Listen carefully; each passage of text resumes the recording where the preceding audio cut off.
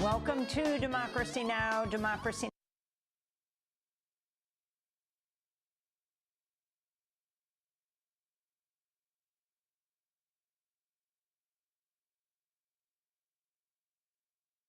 Now.org, The War and Peace Report. I'm Amy Goodman. President Trump and his national security team are reportedly skeptical of Iran's proposal to reopen the Strait of Hormuz in exchange for tabling nuclear talks. U.S. officials say President Trump expressed doubts Monday that Iran was acting in good faith. Iran has so far refused Trump's key demand that it end all nuclear enrichment and formally renounce nuclear weapons. In his latest post on Truth Social, Trump threatened Iran to, quote, better get smart soon, unquote. Earlier on Tuesday, Trump posted, quote, Iran has just informed us that they're in a state of collapse. They want us to open the Hormuz Strait as soon as possible as they try to figure out their leadership situation, which I believe they will be able to do, unquote. This is Brigadier General Mohammad Akhraminian, a spokesperson for the Iranian army. Regarding the current situation, we have not considered the war to be over. From the day the fighting stopped and, in effect, a ceasefire or silence took place on the battlefield, since there is no trust in the United States and our enemies, we have continued in the same way as during the war, making serious efforts to update our list of targets.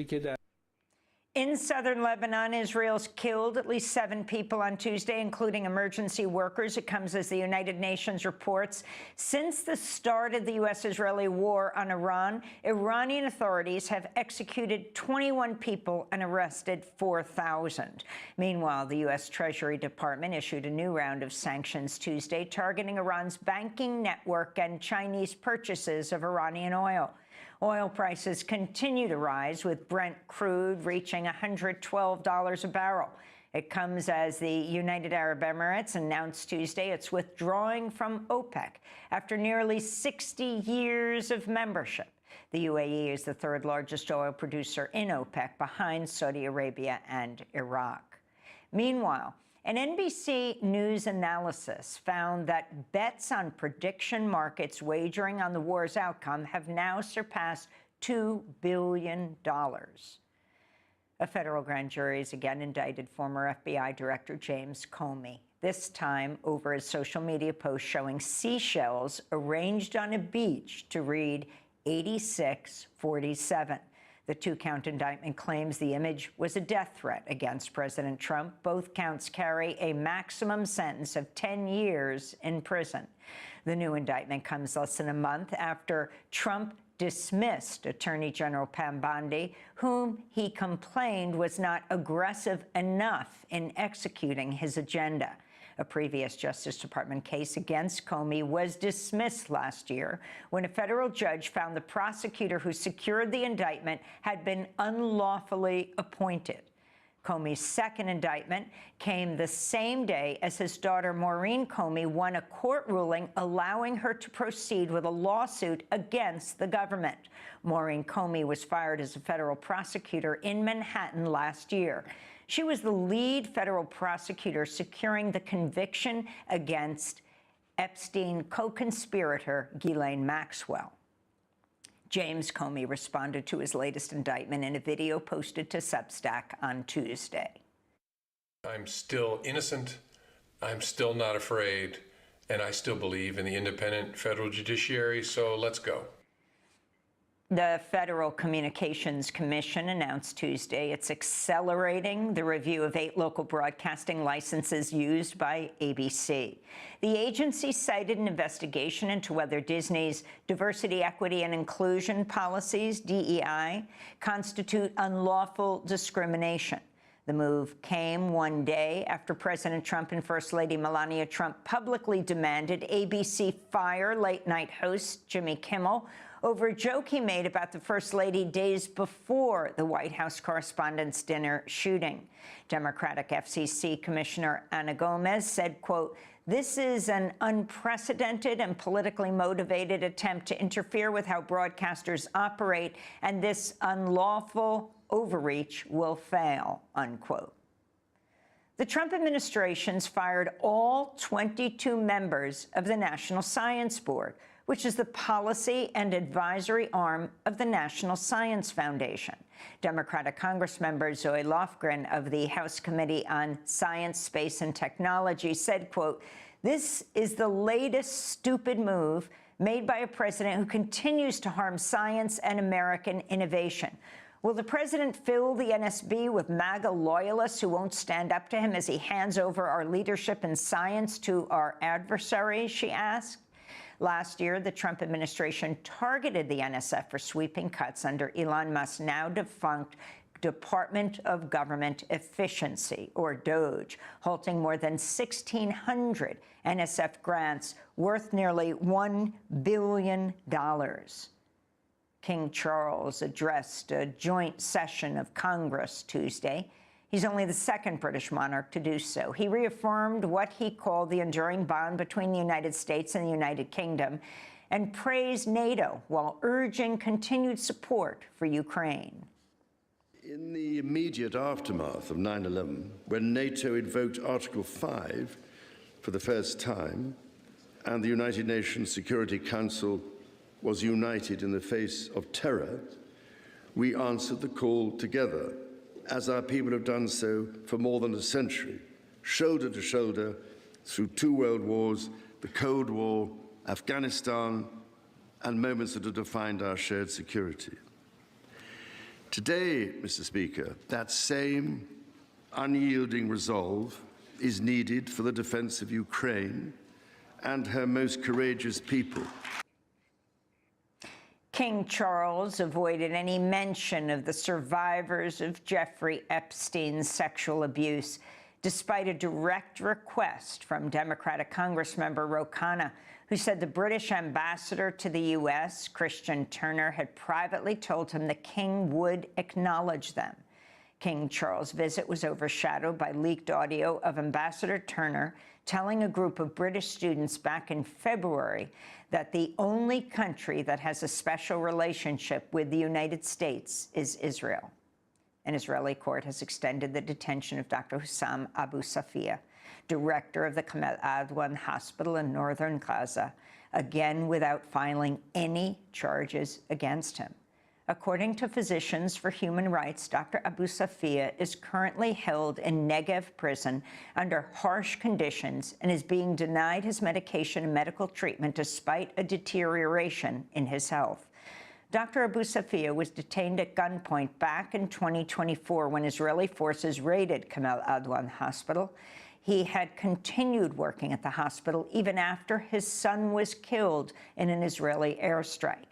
UN special rapporteurs have called for Dr. Abu Safiya's immediate release, saying they had received reports he has endured severe torture.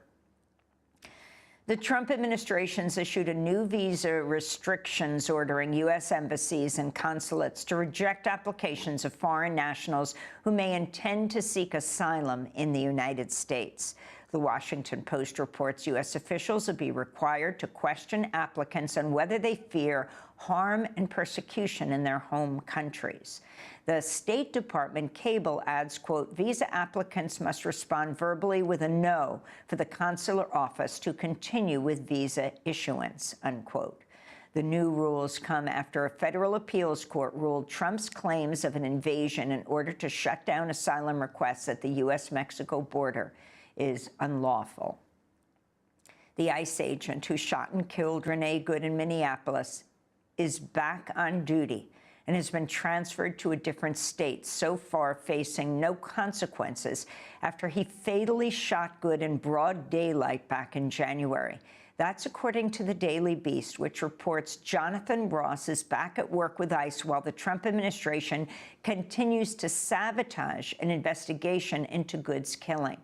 At least 6 senior Justice Department officials quit over the mishandling of the case, as well as an FBI official in Minneapolis who was forced to end an investigation into Ross. In more related news, the state of Arizona sued the Trump administration, seeking to block plans by DHS to turn a warehouse in the city of Surprise into an ICE jail. The warehouse is located across the street from a hazardous chemical storage facility. Democratic Arizona. Welcome to Democracy Now! An Israeli court has extended the detention of Dr. Sam Abu Safia, director of the Kamal Adwan Hospital in northern Gaza, again without shut down asylum requests at the U.S.-Mexico border is unlawful. The ICE agent who shot and killed Renee Good in Minneapolis is back on duty and has been transferred to a different state, so far facing no consequences after he fatally shot Good in broad daylight back in January. That's according to the Daily Beast, which reports Jonathan Ross is back at work with ICE while the Trump administration continues to sabotage an investigation into Good's killing. At least 6 senior Justice Department officials quit over the mishandling of the case, as well as an FBI official in Minneapolis who was forced to end an investigation into Ross. In more related news, the state of Arizona sued the Trump administration, seeking to block plans by DHS to turn a warehouse in the city of Surprise into an ICE jail. The warehouse is located across the street from a hazardous chemical storage facility. Democratic Arizona Attorney General Chris Mays filed the federal lawsuit Friday, joining growing opposition nationwide to Trump's expansion of immigrant detention. ICE is also planning to open another jail in Louisiana to detain immigrant children and their families at a former military base, and one the nation's most... What the fuck?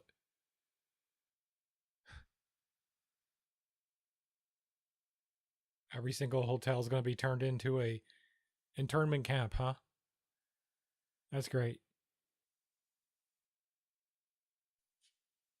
Hotel manager's like, yeah, they offered me $8 million for my shitty, ratty hotel. I'll take it. What the fuck, bro? PFAS contaminated sites. Wow. PFAS are known as forever chemicals linked to cancer and other health risks.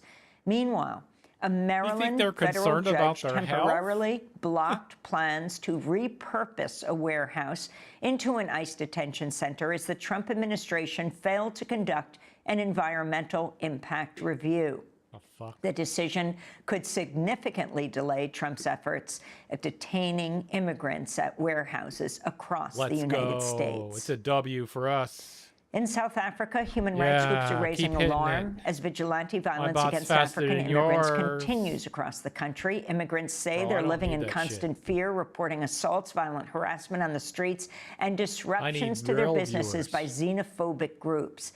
They're mounting calls for the South African government to address the rising threats against immigrants following the reported killing of 2 nationals from Nigeria. Why? And there are heightened security concerns in Colombia after a series of attacks ahead of next month's presidential election. Kind of weird. Armed groups have launched over 24 drone and explosive attacks since Friday, including a deadly bombing on a highway near Cali, which killed at least... Whenever I see like another country and what they're doing and I want to comment on it, I always immediately think of America and what other people must think, you know, of us and our policies. And how we say we're the greatest country in the world, the shining beacon on the hill, and all that bullshit. Oh, man. I don't want to know what they think, do I? 21 people. This is Colombian leftist presidential candidate Iván Cepeda. Es evidente que los autores de estos actos terroristas. It is clear that those behind these terrorist acts are seeking to benefit. Let us say it plainly, the political project of the far right. And those are some of the headlines. This is Democracy Now!, democracynow.org, the War and Peace Report. I am Amy Goodman on the road to Rochester, New York. Thanks for watching Democracy Now! On YouTube. Subscribe to the channel and turn on notifications. Why is she driving? Why is she driving This is Democracy Now!, democracynow.org, the War and Peace Report. I am Amy Goodman on the road to Rochester, New York. Negotiations between the United States and Iran to end the war are at an impasse as the conflict reaches its 61st day. President Trump and his national security team are reportedly skeptical of Iran's proposal to reopen the Strait of Hormuz in exchange for tabling nuclear talks. U.S. officials say President Trump expressed doubts Monday that Iran was acting in good faith. Iran has so far refused Trump's key demand that it end all nuclear enrichment. The Wall Street Journal reported late Tuesday that Trump has told aides to prepare for an extended blockade of Iranian ports to ramp up the pressure on Tehran. In his latest post on Truth Social, Trump threatened Iran to, quote, better get smart soon. Earlier on Tuesday, Trump wrote, quote, Iran has just informed us that they're in a state of collapse, unquote. They want us to open the Hormuz Strait as soon as possible as they try to figure out their leadership situation, which I believe they will be able to do, President Trump said. This is Brigadier General Mohammad Akraminia, a spokesperson for the Iranian army. Regarding the current situation, we have not considered the war to be over. From the day the fighting stopped, and, in effect, a ceasefire or silence took place on the battlefield. Since there is no trust in the United States and our enemies, we have continued in the same way as during the war, making serious efforts to update our list of targets. That makes complete sense. And this is U.S. Defense Secretary Pete Hegseth speaking at a Pentagon news conference last Friday. Iran knows that they still have an open window to choose wisely. As we said previously, choose wisely at the negotiating table. All they have to do is abandon a nuclear weapon in meaningful and verifiable ways, or instead they can watch their regime's fragile economic state collapse under the unrelenting pressure of American power. For more on all of this, we're joined now by DropSite News co-founder Jeremy Scahill.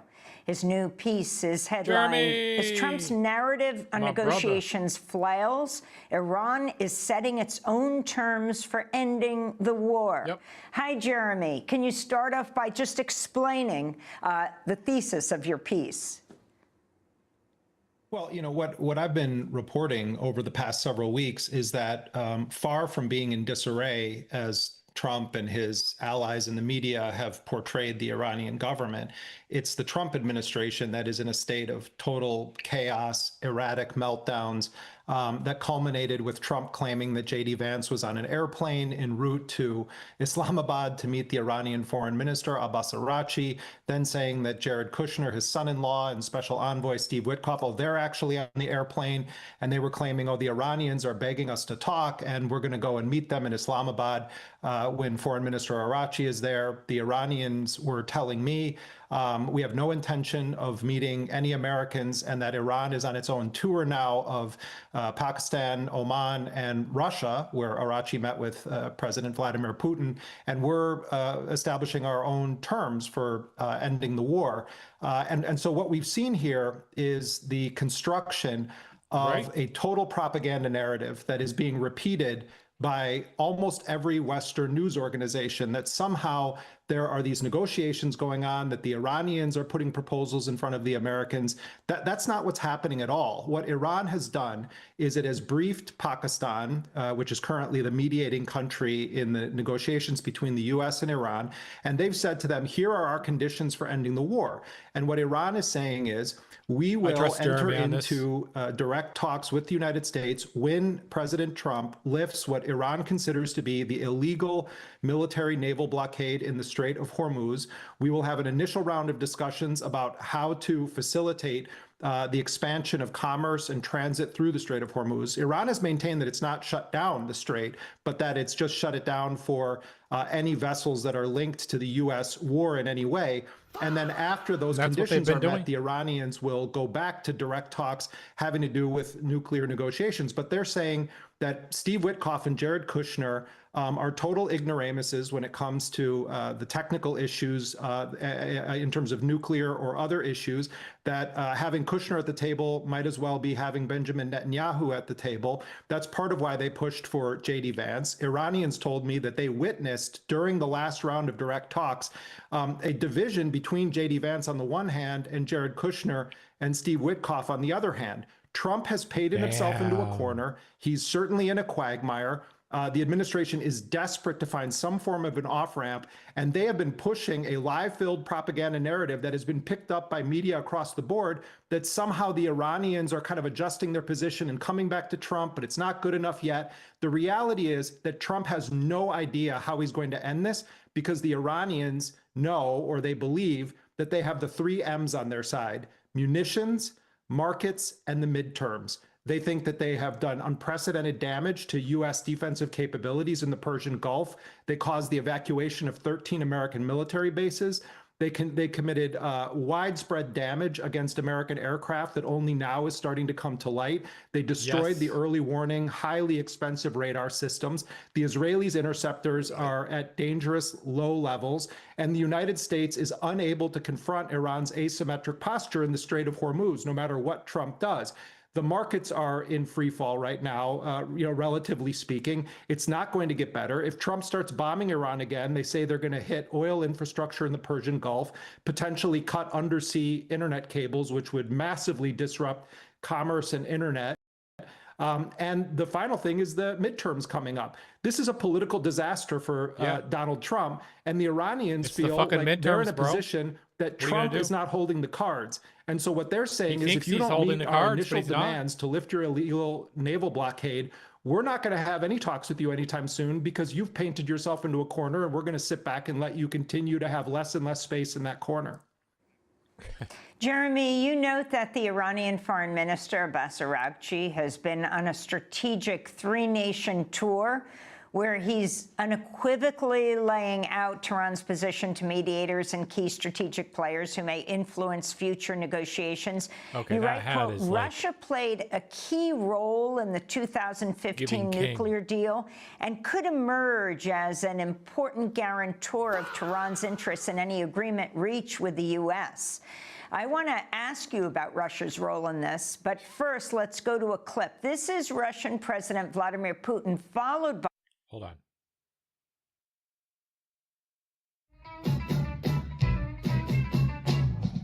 Hold on. I just wanted to show you this clip of Vladimir Putin here.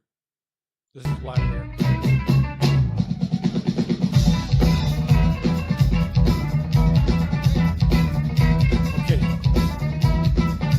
I'm kidding.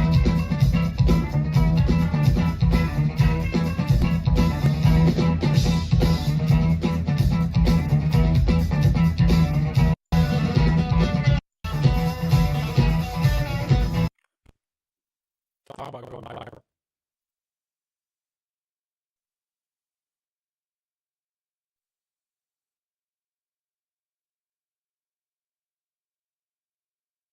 by. the Iranian Foreign Minister Abbas Araghchi in St. Petersburg Monday. I would like to convey my most sincere words of gratitude and confirm that Russia, same as Iran, intends to continue our strategic relations. The actual clip of my man Vlad. We see how courageously and heroically the Iranian people are fighting for their independence and sovereignty. Of course, we very much hope that, based on this courage and will for independence, the Iranian people will, under the leadership of a new leader, make it through this difficult period of trials, and peace will follow.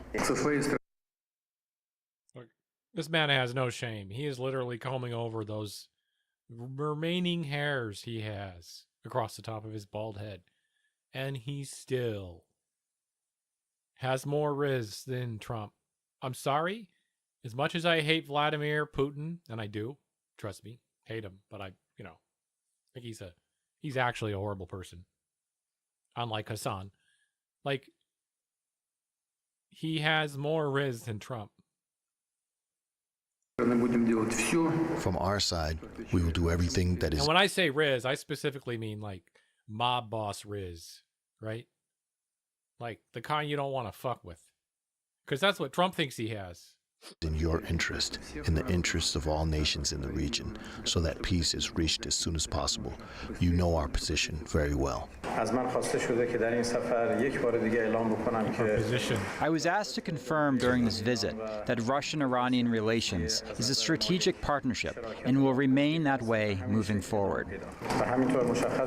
It was proven that Iran has friends and allies, such as Russia, who stand by Iran during difficult times and support Iran. We thank you for your firm position in support of Iran.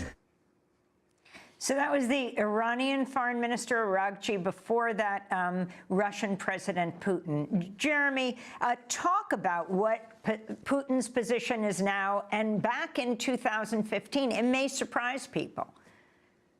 Right. So back in 2015, when the U.S., with a delegation led by John Kerry, the Secretary of State at the time, spent a year and a half negotiating with the Iranians, and that deal ended with 25,000 pounds of enriched uranium being transferred from Iran to Russia. Now, at that point, the Iranians only had a relatively small quantity of what's called highly enriched uranium, and it was only enriched to a 20% level, and 98% of that highly enriched uranium was shipped to Russia. It's astonishing to think back on it and those numbers, given what we're talking about now, which is roughly 1,000 pounds the Iranians are believed to have of highly enriched uranium, potentially to as high as 60%. And so the Iranians, because of Trump's threatening, kind of menacing tone and actions, and certainly because of the 6 weeks of bombing, has said, we're not going to transfer any uranium outside of the country, that it's as sacred to us as our soil, and that we would agree to dilute it so that it could be used for medical and non-military purposes, but transferring it is out of the equation. What's interesting is that I've heard from Iranian sources that if the Iranians felt like they were dealing with normal people on the other end of the table, technical experts, and not real estate buddies and the son-in-law of the vice president, but if they were dealing with like an actual technical team, as they did back in 2015, that a lot of issues could be on the table. And so part of what may be happening is that the Iranians, on the one hand, want to strengthen their military and political relationship with the Russians. It goes both ways. The Iranians also provide the Russians with drones that are used in the war in Ukraine. The Russians almost certainly have been providing the Iranians with intelligence. And the kind of drones that work, that don't have the fatal flaw of being radio transmitted. They have literally 7 miles of fiber optic cable behind them that they drag. It's insane. During the course of the U.S.-Israeli war. But on the other hand, the Iranians are planning a kind of other scenario where if there is a sane set of discussions on the nuclear issue, would there be some flexibility? I've heard that there are possibilities that they could consider Russia or even China if they did shift their position, which officially they've given no indication they will. But if that becomes a sort of sticking point and Iran feels that it's getting its own concessions in the form of a widespread lifting of sanctions, a backing off, or some kind of non-aggression pact that would certify that the U.S. isn't going to continue this pattern of launching wars in between pretending to be in negotiations with Iran, then the sense that I get is that a lot would be on the table. So I think that the Iranians are also looking at an alternative universe where Donald Trump fabricates some declaration of victory, that he tries to intensify the economic war against Iran in the hopes that they can spark a domestic uprising to bring down the government, and that Trump essentially just panics himself into a state of saying, like, I'm not going to do this anymore. Not going to do this anymore. I can't do it. Joe Kent, it's who not resigned working. as the director of the National Counterterrorism, taking up all my time. It's not good, folks. Not good at all. Trust me. Center. Early on, after he resigned weeks ago, he came out and said that Trump should essentially do that, kind of walk away. I was told by a senior Iranian official that they think the most likely long-term scenario is that there isn't any major agreement reached, and that there is kind of a low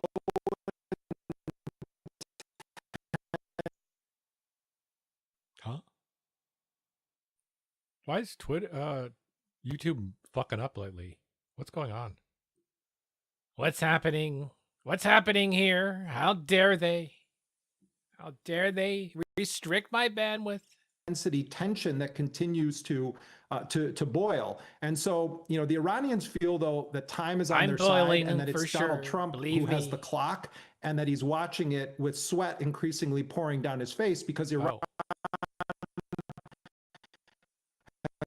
What is this? Seriously, I can't deal. I can't deal. You never know. Just gotta let it load, I guess. What is this monstrosity?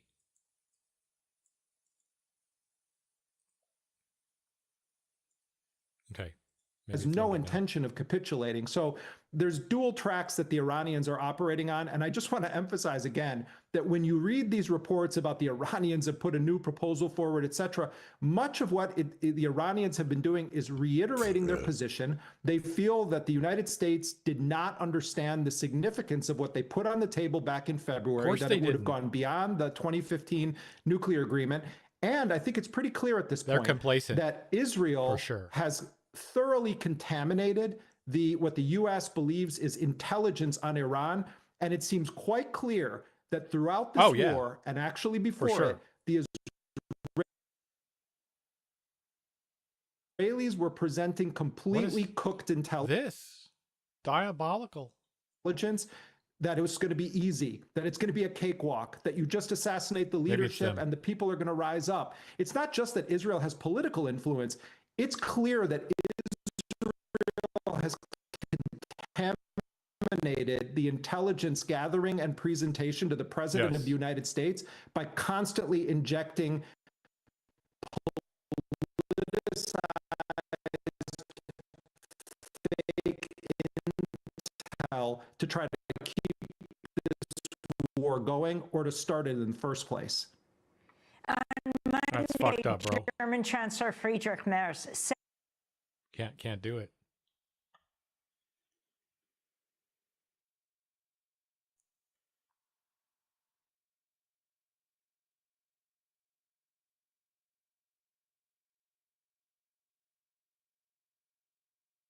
What is going on?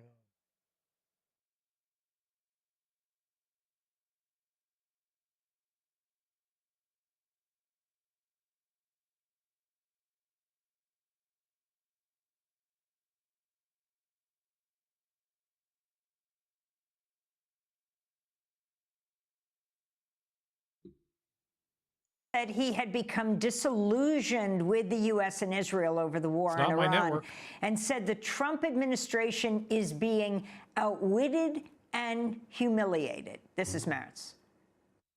Die Amerikaner haben offensichtlich keine Strategie. The Americans clearly have no strategy, and the problem with conflicts like this is always that you don't just have to go in, you also have to get out again. We saw that all too painfully in Afghanistan for 20 years. We saw it in Iraq.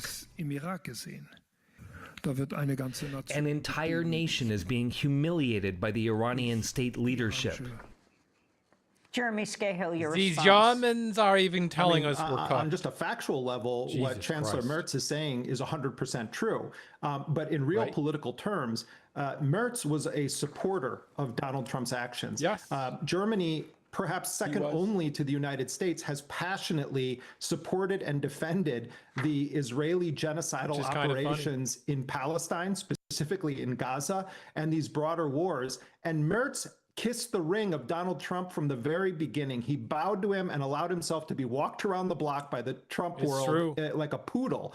So Merz has no credibility whatsoever, but the fact that even the poodles of the United States, like Friedrich Merz of Germany, the fact that they are saying this openly and saying that the U.S. is being humiliated is a strong indicator of how the sort of game is up. The world realizes that Trump has been lying to manipulate markets, to try to resurrect the oil market situation, to try to pretend as though he's winning, because he keeps thinking he's going to bomb the Iranians into submission with his tough boy act on Truth Social. It's not working. And in fact, markets this week, even for the first time in this attempt at manipulation, they didn't even react to the bald-faced lie that Trump told yesterday, where he said the Iranians are saying that they're on the verge of collapse and they want Trump to open up the Strait of Hormuz.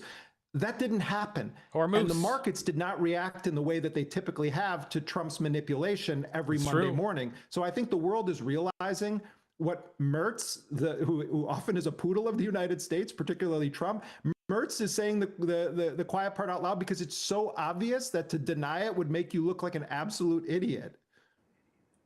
On Saturday, the This is true. Iranian Red Crescent Society said it submitted evidence to the International Criminal Court documenting U.S.-Israeli war crimes. The IRCS estimates more than 132,000 civilian structures were bombed across Iran, including hospitals, apartment buildings, universities, research facilities, and bridges. How is Iran dealing with its own reconstruction and economic crisis?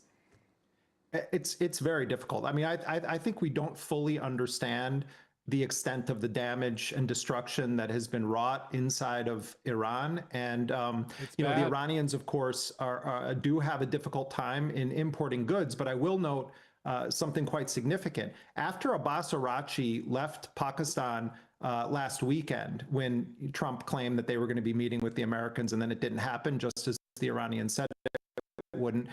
Pakistan announced that it was going to, effective immediately, implement a directive that would facilitate a dramatic expansion of transit across Pakistan for third country goods delivering to Iran. What that is part of is the bilateral relationship between Iran and Pakistan, and it's a direct answer to Trump saying that he's strangling Iran. So this meeting with the Russians, this trade deal that now has been put into force with the Pakistanis to give free passage to third nation goods coming into Iran, the deepening relationship between Iran and China, which has largely unfolded in secret away from cameras, and then Iran's now outreach in the Persian Gulf is very clearly Iran imagining a world where this doesn't get resolved right away, and that Iran certainly survives intact with its state, its government, its power structure very much in control of Iran. And they're looking for an alternative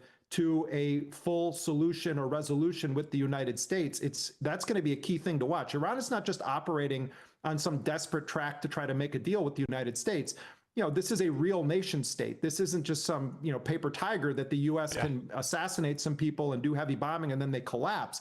This is a country of institutions. Whatever anyone thinks about Iran, they've spent 47 years building institutions that have parallel infrastructure.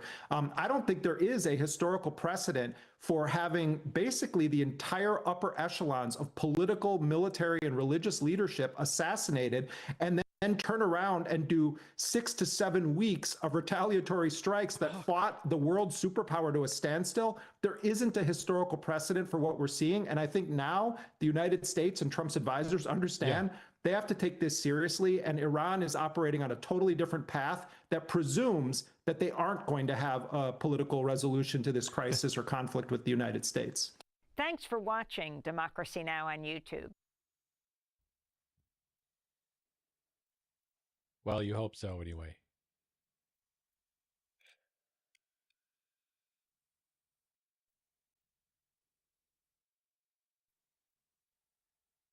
What the fuck?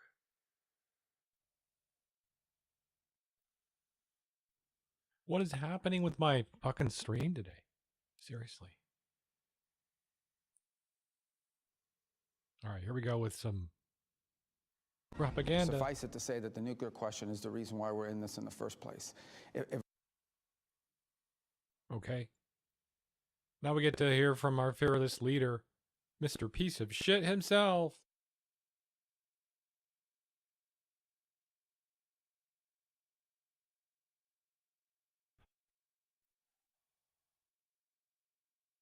Everyone's favorite turncoat.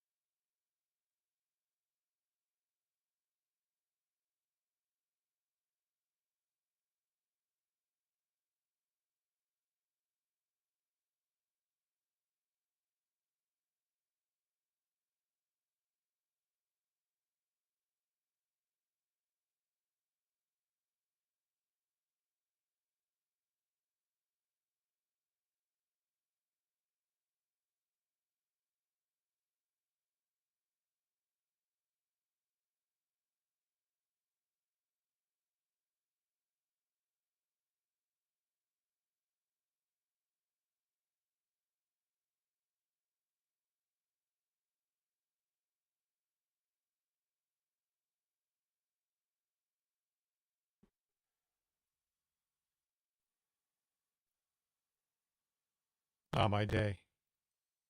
Let me tell you.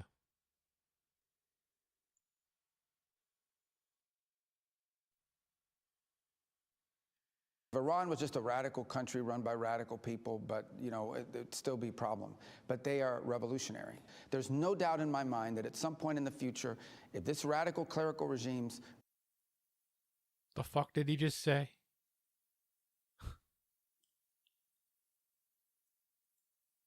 What? ...remain in charge in Iran, they will decide they want a nuclear weapon. Secretary of State Marco Rubio on the key issue driving the conflict with Iran Okay. and its nuclear program. Oh, I'm so President much Trump at ease is said now. to be I unhappy don't with the regime's have any latest worries ceasefire at proposal, all. namely because Iran does not address its atomic ambitions. And joining us now is retired General Jack Keane. He's a Fox News senior strategic analyst. and Iran could does not not have a better guest address today. its atomic I wanted ambitions. to mention this because I thought it brought it all together. Richard Haass, who is a foreign policy guy in D.C., I know you've known him for a while. He wrote this Some would today say. that basically the president should take Iran up on its offer, saying that Iran has reportedly proposed to the U.S. that the two countries focusing on reopening the Strait of Hormuz and postpone consideration of Iran's nuclear program and other issues. The United States should accept this approach and suggest these negotiations commence as quickly as possible. Do you agree? I don't think that's no. a deal that's acceptable to President Trump. I mean, we're 3 weeks into this ceasefire. And we went to the ceasefire, remember? You got to finish it they now. shut down the Straits of Hormuz. Some the would president say. took a look at it, thought maybe there's a possibility of getting some negotiations here, Now. set a deadline. We're a week past the deadline. The Iranians have made numbers of proposals to us. None of them have been acceptable to the president, all for very good reasons, because they're not meeting our objectives. And I don't think that's the Iranians' objective. I think their objective is really just to stall and drag out these negotiations so that there's more pressure on the president in terms of the economic situation and the political situation. They believe time is on their side, and they will eventually get maybe two things. One, the president to stop the war entirely and just accept the status quo, or two, make concessions to a deal that they're not prepared to make right now. So I think where we really are is likely a reassessment at the meeting yesterday that took place in the White House on this subject to plot a pathway forward. I think, to me, the obvious pathway forward is finish what we started. The negotiations have not worked. So go back to the combat operations, finish up the last 2 weeks that we were not able to complete, about 25% of what is left. Go back to the original objective, take away all of their offensive capability so that they will no longer be a predator in the region. Let's accomplish that mission. Let's also open the Straits of Hormuz. All of that makes some sense. And at the same time, if we're not already doing it, I think the Mossad and the CIA should be doing everything that they can inside of Iran to undermine this regime, because there is no doubt the regime is getting weaker by the day as the economic issues begin to really take its toll. I'd make one more point. For those who believe that all we should do is continue to blockade and they maintain the Straits of Hormuz closed, that somehow that will eventually change the Iranian behavior, that is misguided. Because you got to look at their situations through their eyes, not through our eyes, and what's reasonable. They will absorb this economic suffering from the blockade because they don't care about their people. Gas lines, electricity shut down. They'll put up with all of that. For what reason? Just to survive. And we have to understand who they really are, and they are absolutely hardliners here. So I think the most reasonable path going forward is finish what we started, and that's return to combat operations and open up the straits. That's the best course of action now. Like me? That's a very important point. It was your last one, and a good point to make. But President Trump, in the last hour, he just posted on Truth that they got a message from the Iranians, and I will say that in the Truth, he said that Iran says they are in a state of collapse. And so I was reading today about there are experts who think that Iran has 2 days, 2 months, maybe even a little bit longer, but not much longer, before their oil capacities are tapped out and possibly they suffer irreversible damage. Is that persuasive to you at all, or do you think that nobody should wait for that?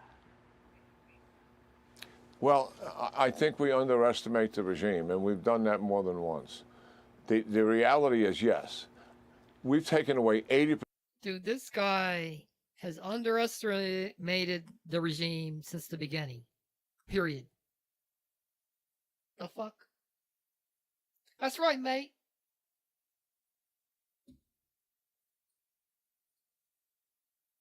Percent of their revenues. That's not sustainable. About. At some point, the regime will economically collapse if we do that. But in the near term, they will do everything that they can, Dana. I just keep coming back to this point, to survive. Because they don't care about their people. They've already proven it, given all the economic woes they had before we put the blockade in place. And that's where they are. Let's finish it, is my recommendation. The status quo, they'll drag it on for weeks and for months. That, in terms of blockade, and they shut down the Straits of Hormuz, and all these other countries are suffering as a result of it. We have a much better solution than that. For months. And that is go back to the original plan, as I stated. General Jack Keane, on a pivotal day there. Thank you so much for being here with us. Be sure to like and subscribe for all the Fox News latest on YouTube. And I don't know. What sounds more girly? This? This is pretty girly. There we go. catch full shows streaming now on Fox 1. She has like a British accent, though. That's right, blimey, mate. Mark Beckman's senior advisor's details of First Lady's strength and control while under fire.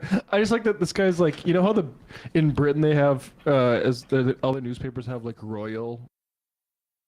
It's fucking blimey, right, mate? Or like a little. It's fucking blimey, mate. It's fucking blimey, isn't it, mate?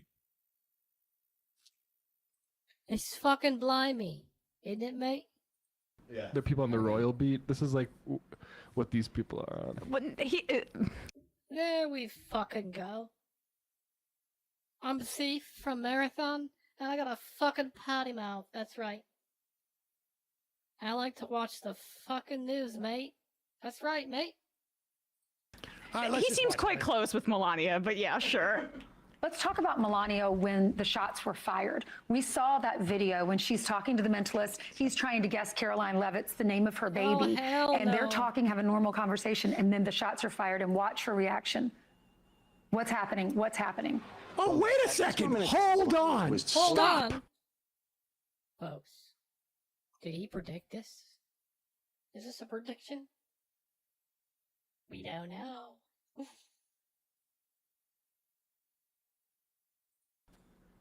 Zoom in. Oh, Zoom shit. back in. What are we gonna do, mate? I think that's the mentalist.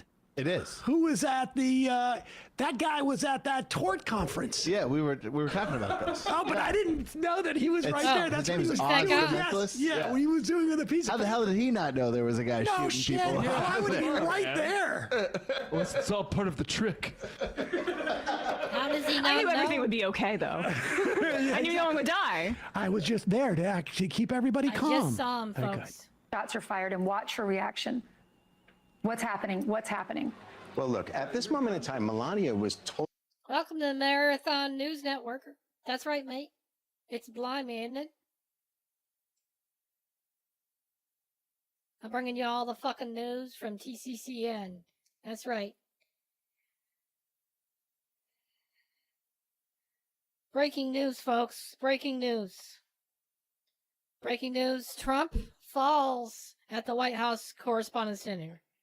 Breaking news, folks. Breaking news. Wait, what? Huh? Okay, I'm done. Totally under control. She knew what was happening. Believe it or not, she was not afraid. And fortunately, she was strong and she's safe. She wasn't hurt. I think what she realized at that moment in time that everything had to be taken care of appropriately. She followed proper protocol. She was the first. Wow. Proper protocol was followed. Actually, my opinion is, yeah. This could have been worse. Could have been a smart liberal instead of a dumbass. One to duck. And because those fucking Americans Not us British. The Americans, they're dumb as fuck. Especially with their fucking guns. You saw that. And she was telling the president, come on, let's go. Get down, let's go. And then from there, she moved on. She's very... Then she was holding his hand. That's right. Very happy. I was pause it for 1 second. For 1 second. I was. If I had to bet, I think it's 50-50. 50-50. That she was not saying get down, but stay up there and tell me what's going on. Yeah. I do like the idea that he opens with, she knew exactly what was going on. She was sentient. The quote was, what's going on?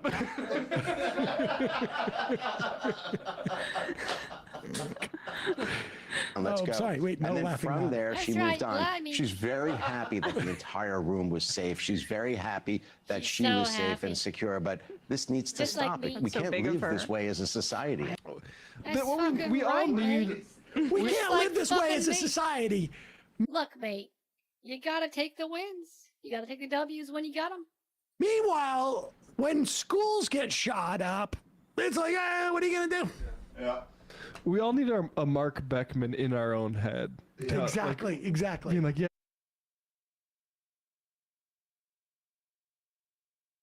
He was really brave, actually. He knew True. exactly what he was doing. You know, Handled that perfectly well. Yes. When Sam You don't left embarrass the- yourself at all. When Sam left the Famous. office yesterday and was sighing deeply, what he was really doing was expressing a deep regard for the way that Brian's rest of the day goes. Do your senior advisors in the professional context typically know this much about your inner life and thoughts about things that have happened to you and go on television? Deeply concerned about my inner thoughts. That's right. Some would say. To communicate it? I guess so. That's what's I guess important. so. Yeah. Can we book Mark Beckman? I'll reach out. Thank you. To represent the show, or I just want to hear more about all of the complex Yeah. thoughts that Melania inner has. workings of the Yeah. How Yes. competent she is. She's so it is quite confident. clear, and She it's reminds me unclear of to me, like, myself. who's responsible for That's this. I right. guess it's Secret Service, right? I mean, like, wouldn't it be the Secret Service that's Sexy like responsible me. for the president's security here in this facility? It's not up to the Hilton. You don't let the Hilton Right. take charge of I was the Hilton. security for the That's president and the vice president. I mean, years ago when I was a caterer, I catered an Elon Musk TED Talk, and they had people on roofs. They were course. all Yeah. outside security, and that's just. But with the president, they're supposed to lock down the whole place. Right.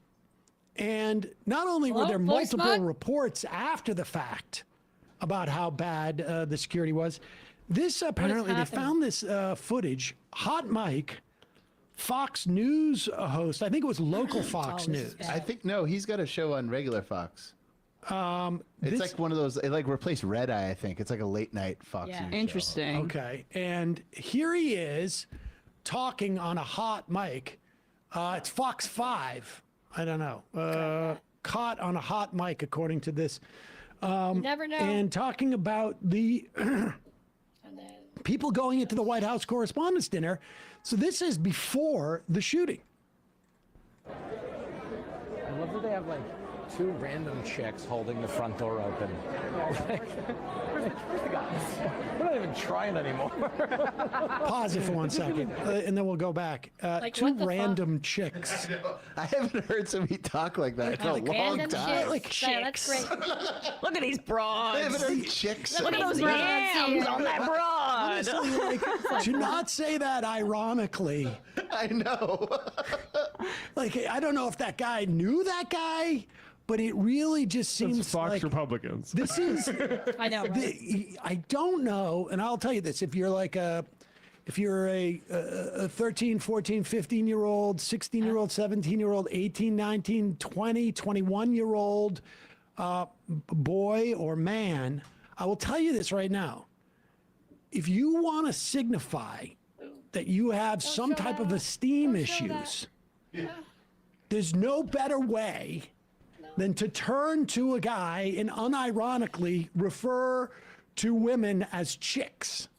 I mean, right? and this is assuming you have not taken Little sus. a time travel booth back to 1930. Okay, just assuming like we're in contemporary America. If you want to in some way signal to the guy standing next to you that like I feel really insecure about my masculinity and about a lot of different things that are going on, you would say chicks. They got skirts running You don't security. feel this way about this. He does have a What is Fox. it, ladies hour? Yeah. What do we call it? He does have a Fox News show. Yeah. Okay, there you go. Yeah. That explains it. I love that they have like two random chicks holding the front door open. We're not even trying anymore. It's not even like, I just mean like they're not even like Secret Service people. It's like the girls who work here are holding the door. Even if it was the guys, it wouldn't even make it better. It's like she's fucking just. Like they might as well put a doorstop in. Like, what the they put up a doorstop and a scarecrow. Don't fuck with this guy. Fuck you can't see these streaks I put in your hair. Whoops. You just realized. Realized You he was just on the looked, hot you're mic. like, He's oh like, shit, am I on? Whoops. Oh my God, that jacket. Now I'll tell you something. Take a look. Take a look at that guy right there, and you understand in a moment. It's as if you could get you don't need to know anything else about that guy. Put him back up there. Like you look at him and you understand why he says chicks. Why he's doing anything. Right. To make himself feel like a real man. Yeah, it's so. I didn't want to say it because it's so easy, but I mean, you got the Liberace jacket on, and you're talking about all the chicks at the White House Correspondents' It's Dinner. straight Republican Liberace. Right. Look at those women's jugs. I'd like to grab one in each hand. Right? Oh boy, I love women's breasts. Oh yeah. I like their butts too, but I think I prefer the top part. I'm a real T and A man. Yeah. Yeah, Which what one about are you? It's an ass. What's your favorite part of chicks? Yeah. Which quadrant? Please, much? I like top front, but sometimes top back too. They're also fun to talk to sometimes. I mean, bang. I want to get to know them, but I want to get to know you. What are you doing after this? Oh my God. We could talk more about chicks. Yeah, I can't wait till we should go get some brouhahas and get some talk about chicks later. Yeah. Slam some palm-tinis and talk tea. Exactly. I mean, sorry. Hey folks, don't forget to hit the subscribe button and check out our daily show. We do it every day at 12 p.m. Eastern for about... He's like, sorry, that was a little too far. Even for us. This is totally fucked. What is happening?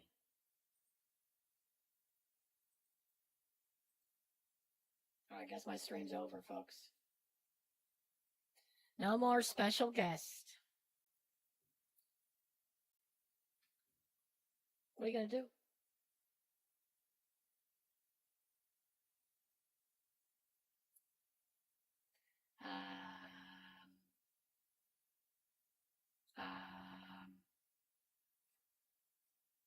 Hello? Okay.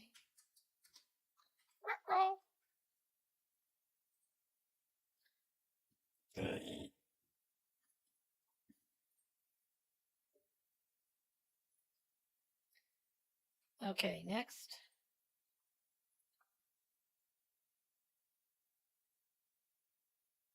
Bill Maher was on his show Club Random. Again, it's not enough to have his HBO show, which will not die, but it's he's got to have. I want to see what the females had to say about it, since I'm here. I hope you guys are all right with that. His Club Random, where he gets crossfaded and has boomer takes, and crossfaded. This time he welcomed comedian David Cross on, and basically was like saying that there's gradations of cancellation, and there's things he used the term lightweight cancellation. And I thought maybe he would say something like Louis or like the Aziz saga or like whatever, something like this when it comes to, you know, Me Too or like, I don't know, anything, right? Tavis Smiley, right? I feel like that was like whatever. No, his version of lightweight cancellation, you need a drum roll for. Here we go. People sometimes want to say cancel. Oh, people aren't canceled because they're still doing this or that. There are different gradations of it. There's soft canceling. I would say I've had some of that happen to me. Like what? Soft canceling would be like, we will never give you an Emmy, even though plainly I deserve them. No, Bill. And no, you don't think I've ever? You don't think my show? I don't know what the categories or the context or any of that. You don't watch. You don't watch that shit. David Cross cannot contain himself. What the fuck? The soft cancellation. How I'm not going to win an Emmy. Well, he bought himself Mark Twain. So why don't you go buy yourself an Emmy? I didn't realize he bought himself the Mark Twain. I thought it was just like Trump gave it to him. I don't know. I guess whenever I see it costs him money getting something, I'm like, money must have exchanged hands. Sure, it was the Kennedy Center, the 27th Mark Twain Prize for American Humor. So I'm just, look, even if you're a man who's like, I don't know, these two women talking about Me Too and they're sullying my boy, you know, Louis, or like Mike Tyson, you know, he learned his lesson, or this. Listen to how pathetic men sound, like Bill Maher, who says he's soft canceled, which Bill Maher somehow miraculously has escaped any sort of allegations of like, you know, sexual misconduct, which is truly mind-blowing. And that's probably because he pays the women that he has sex with. Good for him. It's like the one thing maybe that he does right versus, you know, aggresses on them or tries right. He does like with everything. He outsources his joke writing and he outsources his sex. It makes perfect sense. But him to them be like, I've been soft canceled because I haven't gotten an Emmy is the height of fragility, and it's just so him. Bitch, you have two shows. You have shows. Like you're literally uncancelable. Too. All the we've been trying to get like real time or whatever the fuck it is now, like off the air, just on like Islamophobia alone. Well, he did say the N-word on it as well, which it's like you should be hard canceled for. He also like uses the phrase given an Emmy. The Emmys are voted on, and so not every single Emmy voter has gotten together and colluded against you. Independently, people who are Emmy voters who, you know,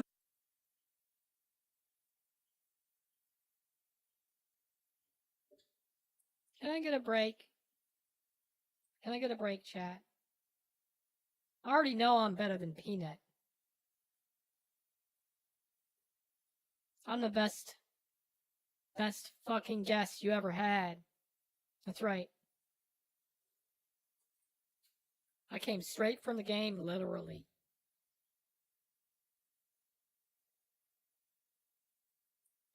If you don't think the world's a fucking illusion, you're dumb.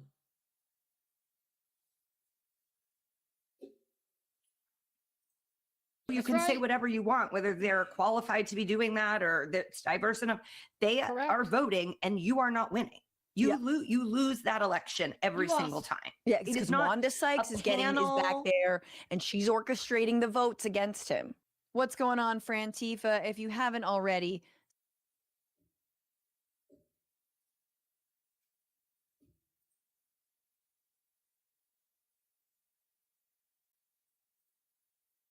okay.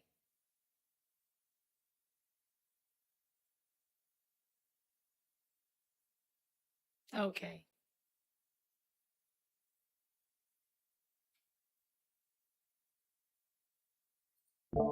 Okay. We're back. Voice mod's back. Oh. Yes. Motherfuckers. Oh, this is definitely last. Not gonna be live tomorrow. Yep. Drug addict. Here we go. Secular talk.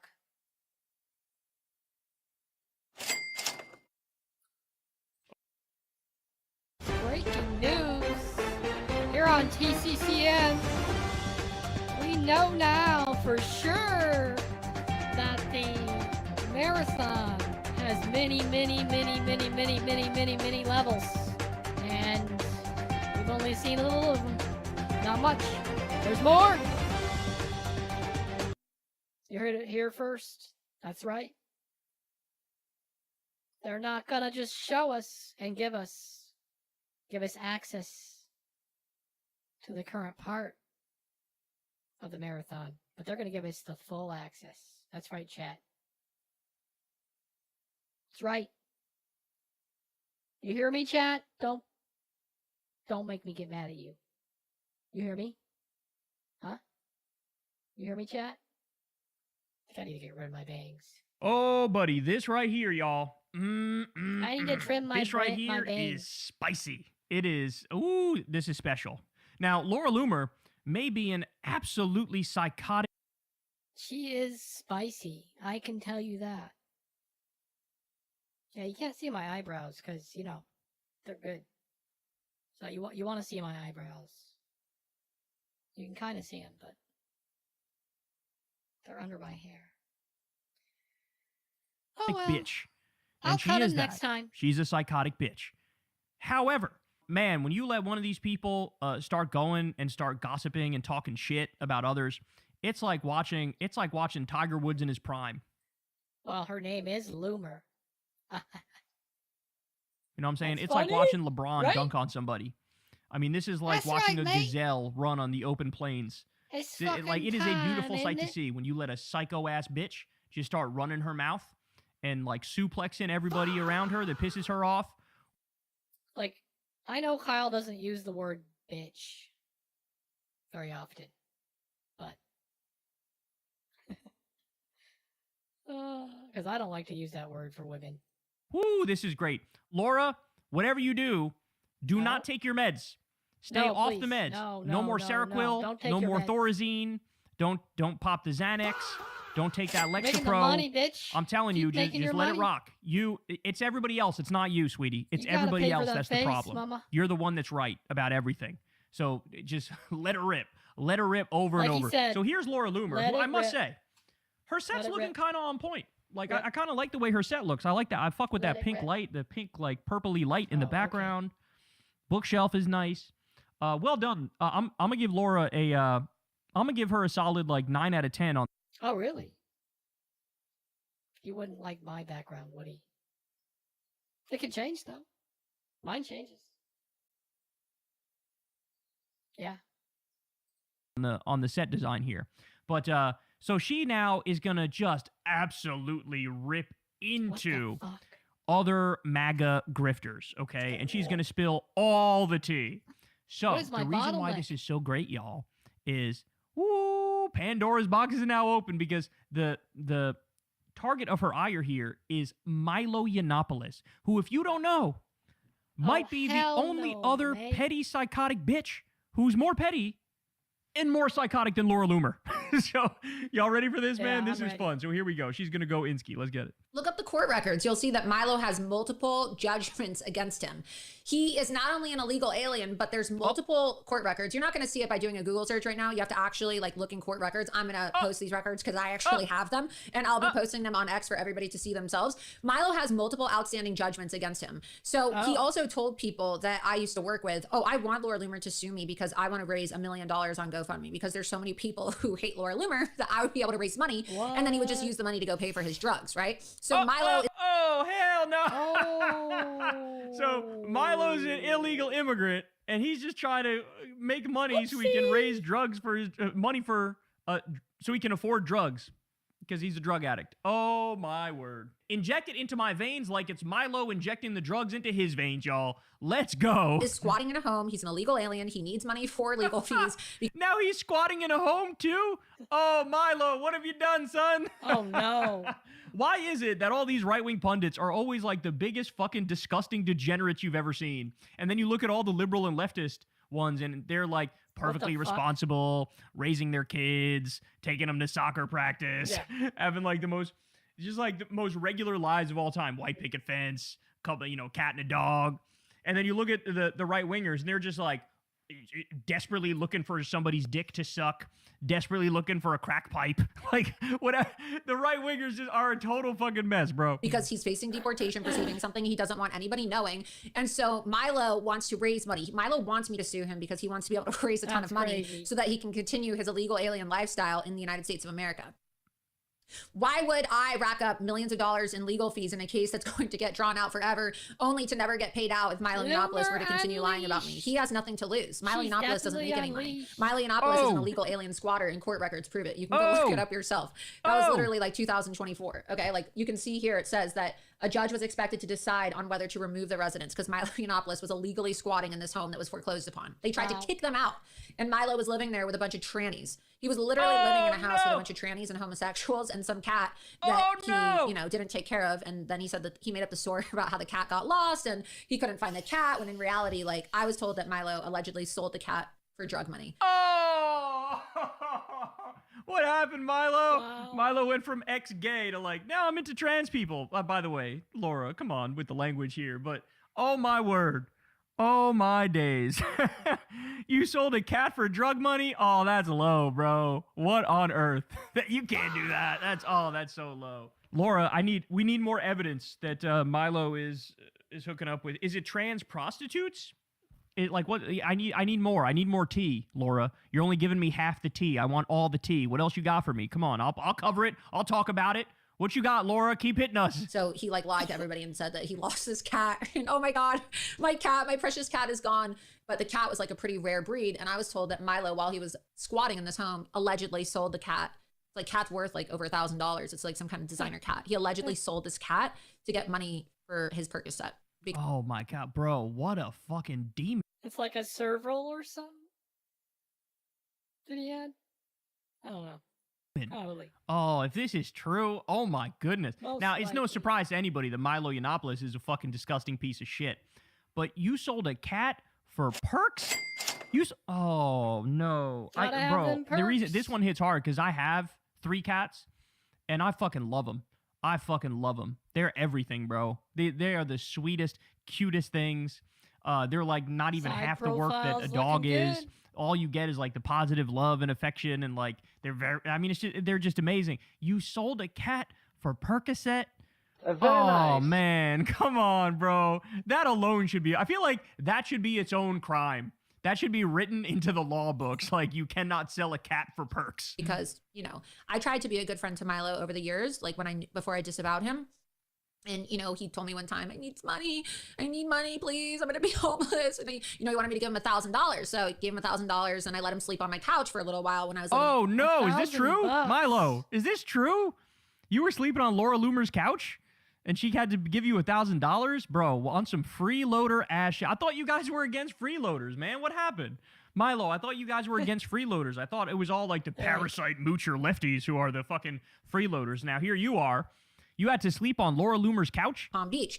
But Milo, right, he just had such a bad drug addiction. And, he would lock himself in his hotel room. He would lock himself in the room and he would just go on these benders and you wouldn't be able to get a hold of him. He would just like order all this food, like Popeye's chicken. And literally like there'd be mountains of garbage piled outside the room. One time there was so much garbage piled outside of one of his rooms, like in one place that he was staying, that there were maggots outside because he wasn't taking out the trash. And he was just doing so many drugs and like drinking so heavily. And Oh, this is tremendous content. Oh, I'm sorry. You just don't have the equivalent of this on the left is like, one person accusing somebody else of being a sellout because they support a different version of Medicare for all. Like that's what the left is fighting about. Like, wait, I want public hospitals funded by public money. Well, I want private hospitals funded by public money. And it's like, well, you're a fucking sellout. Like, that's what left-wing infighting. Left-wing infighting is like somebody arguing about different strains of fucking like Marxist-Leninism. And then right-wing infighting is like, oh no, you sold the cat for perks? Oh no, what's... More like, I don't like them putting chemicals in the water that turn the friggin' frogs gay. Do you understand that? Turn the friggin' frogs gay. That's right. Serious crap. Gay. Frogs, friggin' frogs. It's not Frogs funny. gay. I'm Frogs. gonna say it real slow for you. Gay frogs. Frogs. Gay frogs. Gay frogs. That's right. Breaking news. TCCN can report that nothing is going on. The war is still continuing. Maybe this week. Maybe this week will be the last week. Maybe we'll pull out, as they say. Maybe. That's it. Thank you for tuning in. TCCN News. I'm out. What are you doing? This is disgusting. Don't do that. I don't talk to Milo anymore. He's a very demonic force. And again, I don't need to make this up. This is all stuff that Candace Owens has said herself. Again, look. She called him a demonic force. Now, let me just point out real quick. Laura Loomer, quite She's like, I like Candace. She's my kind of girl. literally got random people arrested by ICE. Okay? She claimed that certain people were family members of Qasem Soleimani because they have the last name Soleimani and they're in this country. They weren't related to Soleimani. And by the way, even if they were, they're not the same fucking person. Like, they didn't do anything wrong. We don't do blood guilt. Like, it's the craziest shit I've ever heard. Like, what is it? Fucking 1582? Like, that's what we're doing? Your fucking uncle or some shit was a criminal. Like, what is this? So anyway, she got this person locked up, and one of them had, like, medical problems, and they weren't giving them the fucking medicine. So you want to talk about a demonic force, Laura? You are It's like okay, the amount well, of gee, harm I wonder why that you they're caused. Laura fucked up. Loomer was targeting the other day Cenk Uygur's wife, because Cenk Uygur dares to criticize Israel and They criticize Laura doxed him, by Loomer. the So way, which she is not doxed okay. Cenk Uygur's wife and put her face up and was like, "Oh, all of her clients are Jewish, and I want them to know that." Trying to like ruin Cenk Uygur's wife's business, and maybe even sick ice on her too, or whatever the fuck. I mean, it is disgusting. You want to talk about a demonic force, Laura? I got bad news for you. You're a fucking leader in the clubhouse on that point, okay? So now Milo's right up there with you, but point all of your ire at him. Like, keep it in the right wing tent, because that is tremendous content, and we love to see it. That Candace Owens has said herself. We Again, need let's go back to all the screenshot of right? the tweet that Candace Owens said about Milo Yiannopoulos, right? Milo need is a nothing. vindictive psychopath, utterly void of conscience, with lies and lies without a qualm. So that was in 2022. She's Why does Candace Owens have devoid Milo in of her house right now lies. with her children when Milo Yiannopoulos was fired for allegedly endorsing pedophilia? Go look it up. Again, I'm not trying I to don't scam have a light in people. my mouth. Candace calls me a I rapist, promise. doesn't show any receipts. If I rape somebody, how come there's no police report? I implore somebody to file a police report, because you know what's going to happen? If I am a rapist, you're going to go to jail for filing a police report. That's fake. Because I don't Bro, these people, the right gets so dirty when it comes to their fighting. Oh my word! No, somebody accused her of being a rapist. What?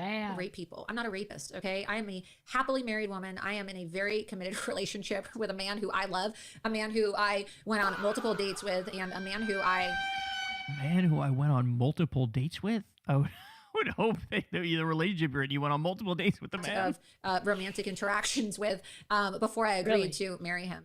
I am Oh, I see what totally she's saying. in a relationship with a I'm in a human relationship. man.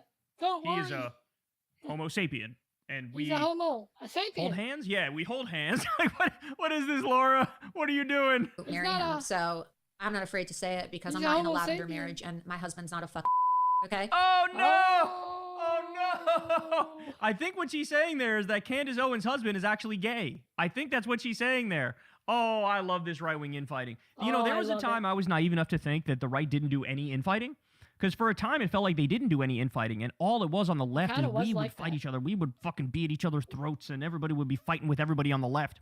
And then now here we are in 2026, and now it looks like the opposite is true. Now it looks like there's very little fucking infighting on the left. It is fucking minuscule. Not even just on the left, among liberals and leftists. There's very little infighting overall in the grand scheme of things. And the right is just ripping each other to shreds, bro. They are ripping each other to shreds. Yeah. And you know what? I am fucking here Kinda for it. true. All right, now I have to give you this too. So Roger Stone comes out yesterday and he tweets, Laura Loomer gave Corey Lewandowski head in order to get on Trump's campaign plane when she wasn't appearing with Jeffrey Epstein's accomplice and child sex enabler, Steve Bannon. Bro, I did not know that Roger Stone and Steve Bannon, Sloppy Steve, had beef. Did you guys know that? I thought they were on the same team. I thought they were, scam artists recognize scam artists type shit on some real recognize real type shit. Apparently, they hate each other. And he's saying Laura Loomer gave Corey Lewandowski head in order to get on Trump's campaign plane, where allegedly many people said that Laura was perhaps doing certain things for President Trumpskis. Damn. If you know what I'm saying. Oh my God, they're so brutal. They are so brutal. Let them fight, baby. Let them fight. And I hope they do not stop fighting. Care. Hey, y'all, do me a favor and like and subscribe. It helps out big time in the algorithm. Click the bell as well for notifications when videos... Oh, pardon me.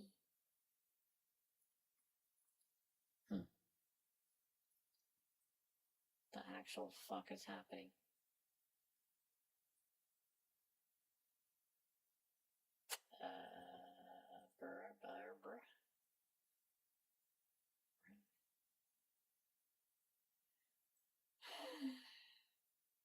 All right, we got more videos. We have more slop for you. We love to feed well, you are slop. Looking there at shocking new photos of suspected shooter Cole Allen taken in his hotel room just moments before he attacked the White House Correspondents' Dinner.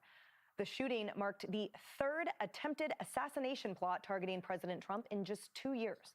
And despite fresh calls to cool the rhetoric that puts a target on Trump's back, some on the They're left gonna make so are much digging hay in. out of this. Governor J.B. Pritzker, when reacting to the DOJ indicting Comey, somehow finding a way to accuse Trump of inciting violence. This president is guilty of inciting violence, and now he's using the First Amendment. He's going after people for exercising their First Amendment rights and claiming that they're the ones who are attacking people. This whole administration seems full of people who are just following whatever this demented president tells them to do. Others on the left are deflecting, insisting that political violence is not a Democrat problem, even though Republicans have been the target of numerous attacks. Watch. No one's legitimizing violence in any way. I have very little patience for this. Has the president faced 3 threats in the last couple of years? Absolutely. Is that abominable? Absolutely. The problem of political violence and extremism is evident on both sides. The Democrats are blamed all for their rhetoric. When what I hear over and over again is Democrats saying, please tone it down, please tone down the rhetoric. That's not what we stand for. And we have seen, frankly, from the other side, from Trump and others, elevated rhetoric. Now, you don't want to get a he said, she said place, but it's really infuriating. But Vice President J.D. Vance is pushing back, telling Will Cain that rage-fueled Democrats need to take a long look in the mirror. If you're engaged in that kind of rhetoric, you need to check yourself. If you're part of the left wing in this country, you got to look yourself in the mirror. Talk to your president, sir. Please. Please. Please talk to your president. Oopsie, I'm failing. And say, why is it that so many of the people who are firing guns at their political opponents agree with my perspective and listen to the same sources of information that I listen to? Maybe that suggests the left has got to tone down the rhetoric a little bit. Yeah, Jesse, it's incredible how lopsided it is. I don't know the rose-colored glasses that they're using. Well, the glasses are worn by 2 Democrat press flacks for Democrat presidents. Where would they get this idea, Emily, that Trump is such a threat that he needs to be taken out? Where would they get the idea that he's such a unique danger, a genocidal dictator like Hitler, who at any day could just kill everybody in sight? Where would they get the idea that he's mentally deranged and that the cabinet and perhaps the military might have to do something about that? That he's already putting immigrants, innocent ones, in concentration camps and killing innocent fishermen? Where would they get the idea that he was a Russian traitor, a sexist, white supremacist who his slogan means really go back to when women and blacks couldn't vote? This isn't coming from the dark underbelly of the internet. This is coming from the mainstream media, in the New York Times, on network TV, on network late night television. You go online and this is what they say. And they can't stop saying it because they can't dial it back. It's who they are. Everything they're saying defines everything about them. If you strip out the hate, they have nothing. There's no policy. There's no agenda. They can't have an executive say, hey, you know, guys, maybe don't book the guy that calls Trump Hitler. Suffice it to say that the nuclear... Oops. Don't book. They're going to talk about Hassan again. Oh my God. Well, you are looking there at shocking new photos of suspected shooter Cole Allen taken in his hotel room just moments before he attacked the White House Correspondents' Dinner. The shooting marked the third attempted assassination plot targeting President Trump. Maybe get a few things done. Like, there are some big problems that the table with a lot of journalists that use words like crystal knocked and likened his campaign rally here at MSG to Nazi Germany and Hitler-esque. I mean, these are words that are in headlines in these mainstream media journalists. Well, unity was over by the time President Trump finished the press conference on Saturday night. And being in this country, you got incredible how lopsided it is. Why is it that so Where would they get the idea that he's mentally deranged and that the cabinet and perhaps the military might have to do something about that? That he's already putting immigrants, innocent ones, in concentration camps and killing innocent fishermen. Where would they get the idea that he was a Russian traitor, a sexist, white supremacist who his slogan means really go back to when women and blacks couldn't vote? This isn't coming from the dark underbelly of the internet. This is coming from the mainstream media, in the New York Times, on network TV, on network late night television. You go online and this is what they say. And they can't stop saying it because they can't dial it back. It's who they are. Everything they're saying defines everything about them. If you strip out the hate, they have nothing. There's no policy. There's no agenda. They can't have an executive say, hey, you know, guys, maybe don't book the guy that calls Trump Hitler. Maybe don't have him on again. You know, the rundown where you're calling him a genocidal maniac, conducting illegal wars and raping and pillaging people. Maybe you don't use that tonight. No one's telling them that because hate is profitable. And until you break the business model, you're never going to be able to tear this system apart. And that's what it is. It's about money. And that's why it's being driven so strongly, because the ratings are going down. And you can see as the ratings go down, the hatred and the insanity goes up, and it's going to reach a breaking point pretty soon. Well, some argue, Dana, the breaking point is 3 assassination attempts on the president, that by the grace of God, he survived them. But I mean, what the future, it seems really terrifying. And to your point, I was under the table with a lot of journalists that use words like crystal knocked and likened his campaign rally here at MSG to Nazi Germany and Hitler-esque. I mean, these are words that are in headlines in these mainstream media journalists. Well, unity was over by the time President Trump finished the press conference on Saturday night. And But I really think, in some ways, obviously there are people on cable news hits, but I was mentioning yesterday, but since this is a new group, I will say it again, because I keep thinking about where everybody is in the muck and in the soup, and there's the cable news, yes, okay, and the media, yes, okay, but where people are mostly getting information is online, and that is where it is really just disgusting, filled with conspiracy theories. We're going to probably talk about that in a little bit as well, as we did yesterday, as we should. The one thing I wonder about the Democrats is there's a lot of them who want to be president and they want to run in 2028. Yeah. So they keep doing the same over and over again. There's been 3 assassination attempts. We have the same thing happen each time. There's a call for unity or a call for... There was 11 assassination attempts on Obama. Now guaranteed. He was in office a lot longer than Trump has been. But, in comparison, it's not that much. This happens all the time. That's why Secret Service exists. Calming down the rhetoric. Right. And then they'll say, okay, yeah, we should do that, but he should do that. And then with we have MI6 over here, right? That's right, isn't it? Like, I'm not convincing you I'm from Britain, am I?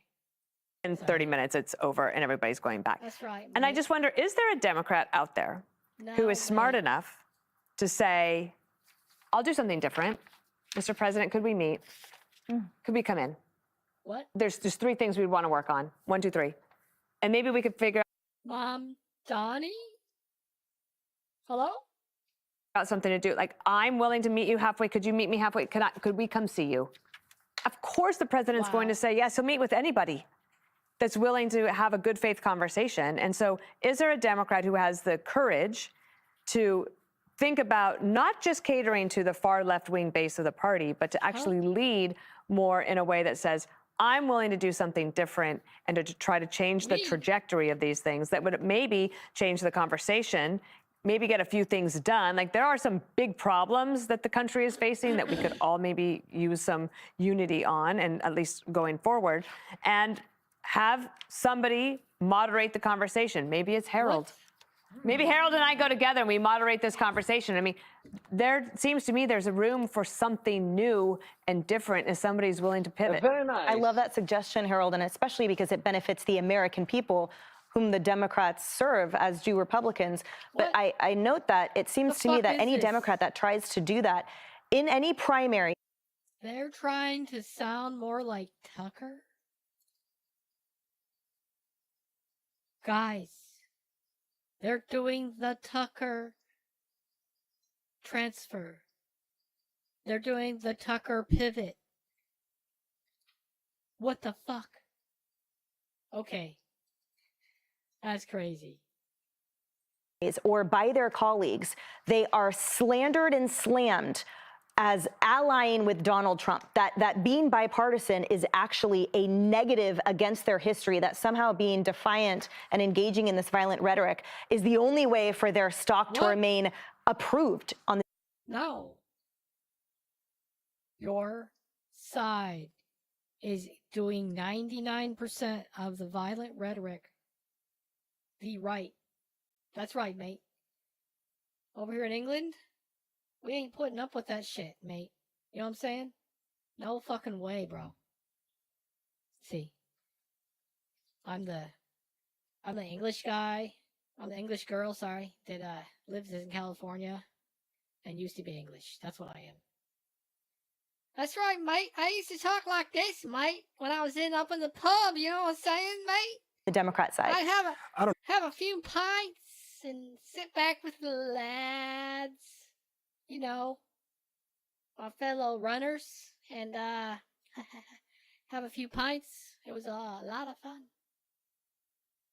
I don't know about that. That's right, I think isn't it probably goes both ways. It may, you see Tom Massey and others who differ with the president. They face some primary challenges, but it's good to be with everybody. I hope you guys had a great time at the dinner celebrating our country and the 250 years. I'm reminded of King Charles as we talk about this because I thought his speech yesterday was outstanding. I wasn't on the show yesterday, so I didn't get a chance to comment. The seriousness of the speech, the way he appealed to the best of us, and even when he talked about his differences and our country's differences, he talked about it, whether it be NATO or other things. He talked about it with such calm dignity and a sense. I'm not going to run for president. My name is Harold. I'm not running for president. I'm the best. I'm the best at being the centrist. I work on the 5.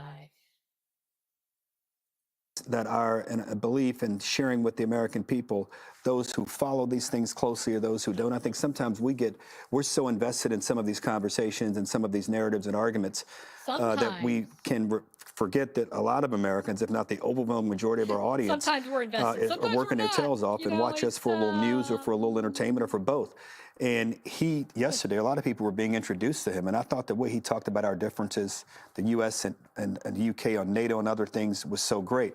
Now, I've said my piece on this issue, and I think that, and I'll just repeat the highlights of it. I think that if we don't accept the fact that we're all drowning in all of this rhetoric, the negative rhetoric, I don't doubt, nor do I dispute that Democrats are probably the biggest generators of it now, the negative things, the awful things. But Emily and everyone around the table, I'll remind us, we are steeped, unfortunately, in a tradition of violence in our country, and even political violence at times. Just say, yeah, and we do 5% of it, obviously. Data shows the last 10 years, maybe Even all the last previous attempts on Trump's life were not left-wing violence at all. They were arguably right-wing or fucking anarchists, which aren't leftists. right-wing groups were more responsible for some of it. In the last year and a half, this is just the data, the last year and a half, Democrats or the left-wing leaning groups have certainly been the biggest agitators, and according to the data, more of it is coming from left-wing or Democrats and others. Now, I take no solace over the last 10 years or contentment or inspiration because the violence may have been coming from right-leaning groups.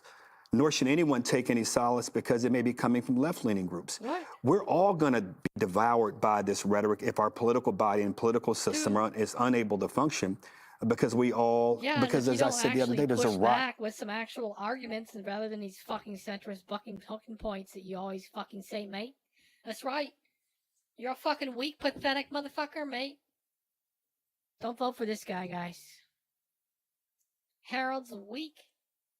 The only reason he looks even strong is because he's surrounded by fucking losers, mate. That's right. Fucking losers. In our country. But I want to be clear.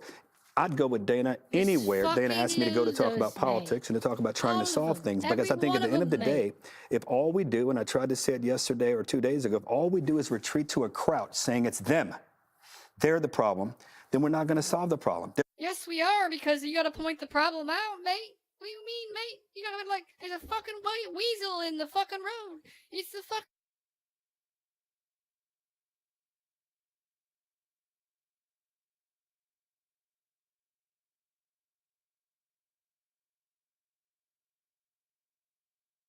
There's nothing wrong with saying it's them to try to let everybody know that they made a mistake. But if it's them because we're getting some contentment or satisfaction that it's not us, I think that's a dangerous thing. So Dana, you sound. No one's fucking getting contentment from saying, motherfucker, you're wrong. Like, you hang out in my chat long enough, you'll see my chatters say, mate, they'll be like, I appreciate you talking to us.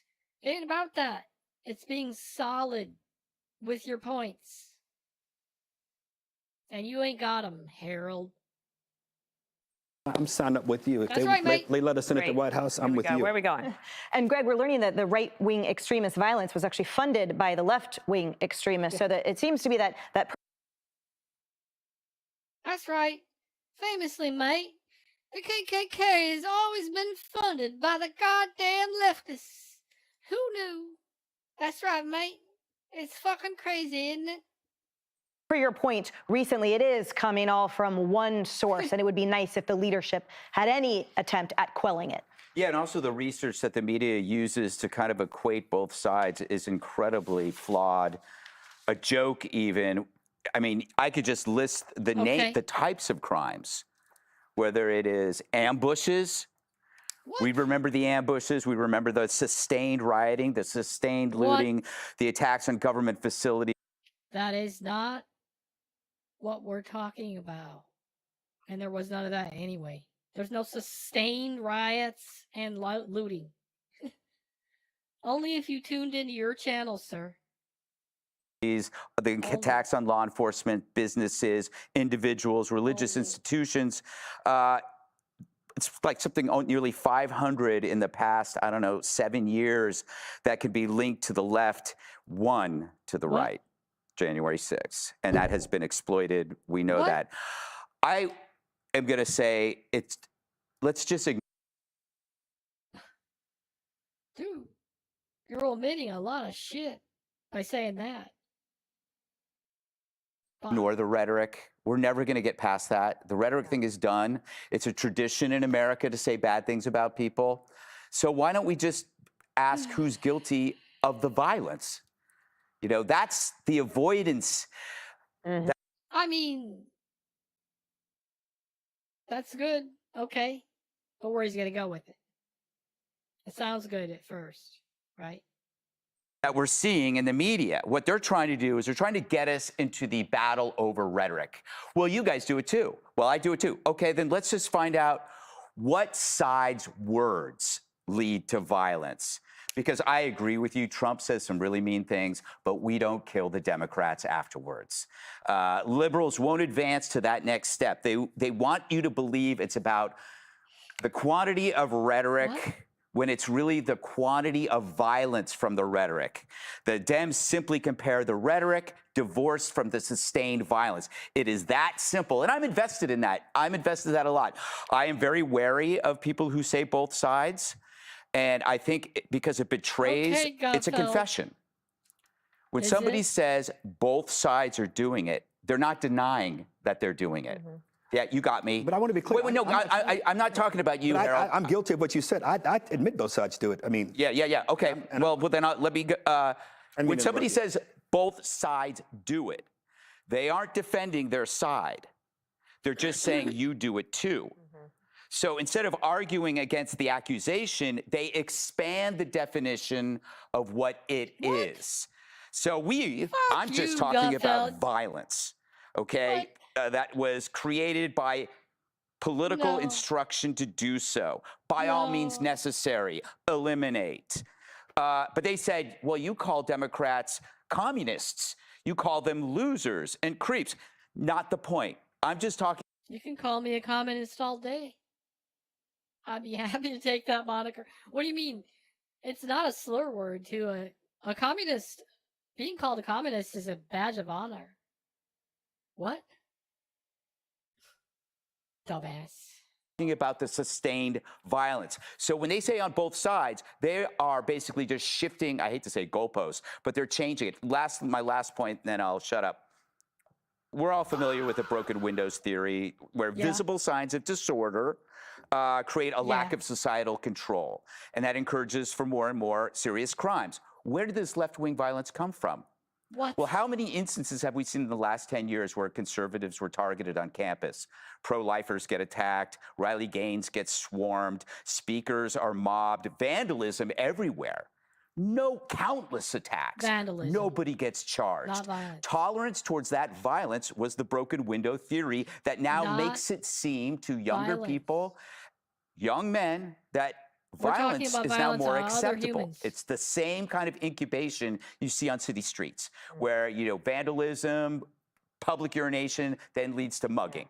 So that's a really good point, the broken window theory on political violence. But Greg, just back when years ago, there were people who were pro-abortion, people who were for abortion who were being attacked. You had abortion clinics being blown up. My only point is, I'm not denying that the violence is probably worse on one side today than it was before. But we can't ignore the fact that violence has been a part because rhetoric has led them to it. What I'm saying is I'm not comfortable, and I'm not saying you are either. I'm not saying it's okay if it's a Republican. I'm not talking about you, and I think Harold. some people, I know, and I'm not talking about you. I think some people are okay with it, saying it's them. When I'm telling you, it's going to come for all of us if we don't find ways to deal with the rise. But if it does come for all of us, it's not going to come from us. Yeah, I disagree, because it has come from a side. You can give me, well, we've done this before. Abortion but activist people, abortion clinics being blown up. Charleston, the guy going into a prayer group and saying, "I'm killing you because you're black." Do you want me to go through the 500 examples? No, but Greg, I think it goes to his word. You don't like the words. It's both sides. You know, and to me, what both sides means is America. We've got to solve this for America. I think we're talking past each other. No, I think we're talking to each other. I'm going to talk. You know what? I'm going to talk behind your back. I'm going to talk about you. If you just are talking about political violence, though, graduation matters. And when you talked about those words, when you said loser, when you said creep, when you said communist, those aren't words that put death targets on people's back. Name me one Republican president that has not been called a Nazi. You can't name one. Well, that's the issue on the left, and that's what puts targets. What did they call? What? Why does calling someone a Nazi put a death target on him? I don't understand. What? It's a free fucking country. Free speech, bitch. Republicans before Hitler. I don't know. Mean-spirited. Awesome. Be sure to like and subscribe for all the Fox News latest on YouTube, and catch full shows streaming now on Fox One. Breaking news. We take a live look now at the U.S. Senate hearing where the Secretary of War, Pete Hegseth, and Joint Chiefs Chairman General Dan Kane are testifying on the War Department budget. Notice the critical timing when we talk budget, the Iran conflict. President Trump's naval blockade of Iranian ports is strangling Iran's economy now, blocking exports and now even some imports, thereby slashing the country's revenue by millions of dollars each day. Some estimates give Iran a few short weeks before full economic collapse. I'm Harris Faulkner. You are in the Faulkner Focus. The numbers, staggering. That country, losing. How much?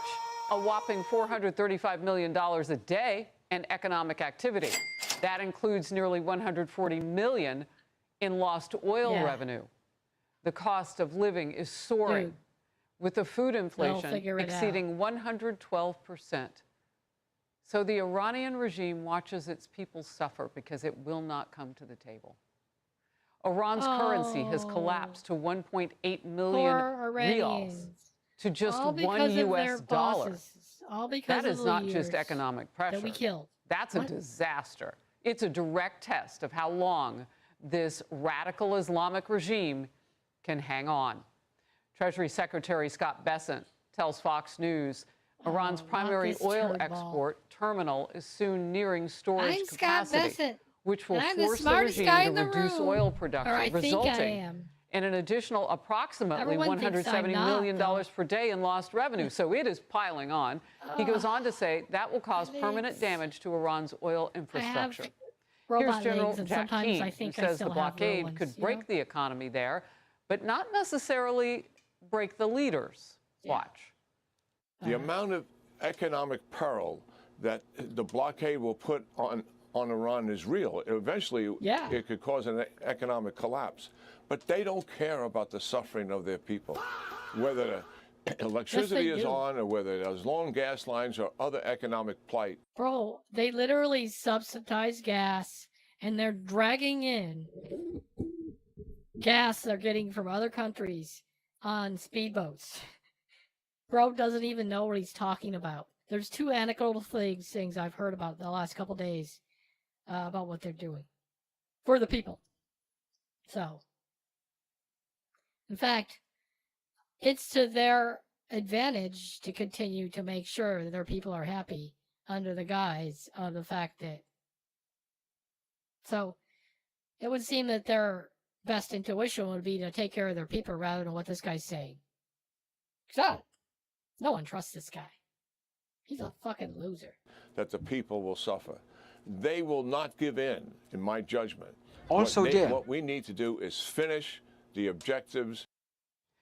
General Keene's Institute for the Study of War is reporting Iran's top national security body is preparing for a possible new protest wave. The Institute says economic conditions are worsening and social pressure is building. Former Army Special Operations Intelligence Analyst Brett Velikovich will be with me moments from now. I want to begin with Brian Yennis, who's now in Tel Aviv. Brian. Harris, and we're now learning that President Trump reportedly met with top energy officials from Chevron and other companies yesterday to discuss steps that can be taken to ease oil markets if it's necessary to extend the U.S. blockade by months. So far, the U.S. blockade of Iranian ports is 16 days old. And according to a report from Iran International, that blockade, Iran's leaders think they can only withstand a blockade of 3 to 5 more weeks. Now, you're looking at your screen right now. That's Iran's currency, the rial. It is now at a record low, the value dropping 98% over the last year. A dollar today buys you 1.8 million rials. A year ago, a dollar bought you 42,000 Iranian rials. Now, since the start of the war 60 days ago, Iran's economy is tanking. 2 million jobs have been lost. Half of Iran's jobs are at risk. The value of the rial, as I said, has tanked. Inflation is up 67%, with the price of chicken up 75%, beef and lamb up 68%, and daily oil shipments, Iran's main source of revenue, are down 70%. Now, given all this pain inflicted on Iran's economy, the Wall Street Journal reports reports today that President Trump has instructed his aides to prepare to extend this blockade, assessing that it is less risky than walking away from the war or renewing military strikes, at least for now. President Trump posted this morning a warning, quote, Iran can't get their act together. They don't know how to sign a non-nuclear deal. They better get smart soon. The post includes an image that reads, no more Mr. Nice Guy, with the president holding a gun surrounded by explosions. Now, the U.S. has surged more military assets to the region since the start of the ceasefire 3 weeks ago. Iran is warning of, quote, unprecedented military action if the U.S. continues seizing ships in its blockade and is ready for the war to restart. We have continued our training, used the experience of the war, and have both produced and updated our equipment. For us, the situation is still a wartime situation. Here in Tel Aviv, the Israeli defense minister says that Israel is prepared for the war to renew again and that they are simply just waiting for the green light from the U.S. Harris. Brian, thank you very much. And focus now. Wow. They're like, yeah, the U.S. is in charge. Now, Brett Velikovich, former Army Special Ops Intel analyst and Fox News contributor. Great to see you this morning. So first of all, I want to talk a little bit about the mechanics of this U.S. blockade and why it's getting so much worse for Iran. What is our military able to do right now? Well, they'll continue to starve the regime of cash, which frankly can be more devastating than another night of airstrikes, Harris. And this continued blockade strategy on behalf of the administration. Yeah, you notice how they've pivoted over the last 2 weeks from, like, you know, we need the nuclear weapons to now, like, oh, we're gonna starve them out, basically. Like, okay. Administration is very smart because it applies maximum pressure without immediately putting more American troops in harm's way. And we should be proud that we're always having our troops' safety in mind. You know, when Iran is losing hundreds of millions a day, when their currency is collapsing, and when the regime is panicking, that really tells me our strategy is. Yeah, and what? You're trying to get the people to, like, riot and then have the regime kill more of them? Because it's not the answer, bruh. Is working, and they made this offer to reopen the Straits of Hormuz while still delaying nuclear talks. And Iran, I mean, from my standpoint, that's a total joke. And President Trump is absolutely right to reject Iran's offer there. They want relief first and accountability later. Their proposal is basically Tehran saying, let us get our money flowing again, and maybe later we'll talk about the bomb. That's not diplomacy. That's just more extortion. That's more stalling. We can't reward a regime for holding the global economy hostage, and it would seem that the president truly understands what I think previous administrations failed to learn. Sanctions relief before nuclear compliance is really just surrender disguised as diplomacy. We are not writing another blank check for the Ayatollahs. We're not going to hand them survival. No more fake diplomacy. And if we let it now, we're going to hand them exactly what they want, survival. This is not a misunderstood government looking for fairness. It is a regime trying to survive long enough right now to rearm. And Americans really should not confuse delay with peace. Iran leaders either make a deal or we're going to continue this blockade. We're going to continue to starve their cash. And there's going to be immediate consequences that they're going to feel in their wallets. Look, we just reported through It's Brian hard to maintain your it looks English like the accent people on the ground when you're on Tau City. Are ready to start protesting again. And no through pubs General Jack Keene's Institute and of have War, a- they are learning have the a pint. details on how that might come about and when. That is a nightmare for a regime that now has They to got no focus pubs so much on on Tau just City. staying afloat. Crazy. Paychecks, no doubt, will stop coming. So does that mean got a defections in their army? I know the IRGC is built on a radical No Islamic pubs, mate. platform, but if you aren't getting paid as a soldier, I wonder how long that's sustainable. But just your thoughts. If the people come back You're out, not they getting are paid not as a armed, soldier, you're but not they are getting any mighty in crack. their numbers, and that is a problem for Iran. Oh, you thought there'd Well, be it's the crack. people in the end that are going to change the Iranian regime. They spent the Iranian regime spent years chanting "Death to America." Now they're calling asking us to reopen their shipping lanes. That's proof that maximum pressure works. Got That proves him. that it's time for their people to rise up Zinger. and take this battle and take this fight on their own as well. And let's not ever forget what kind of regime we're talking about. They're demanding respect right now at the negotiating table while they're crushing dissent at home and threatening the region abroad. So for years, they played the same game: stall negotiations, enrich uranium, fund terror, assume America is going to blink first. And we're changing that equation. No more Mr. Nice Guy. He said it best. So we have a live hearing going on in the Senate right now with Secretary of War Pete Hegseth and also the Joint Chiefs Chairman Kane. And they are in a brief recess right now. And I want to go ahead and show some of what Secretary Hegseth said this morning on Iran. Let's watch it together. President Trump, unlike other presidents, has had the courage to ensure Iran never gets a nuclear weapon, and he's ironclad in that. We have the best negotiator in the world driving that deal. 2 months in, I remind you, 2 months in to a conflict. Lest I remind you, and my generation understands how long we were in Iraq, how long we were in Afghanistan, Just wait until you're up here in another 3 months, 2 months motherfucker. in, on an existential fight for the breath. safety of the American people. Iran cannot have a nuclear bomb. We are proud of this undertaking.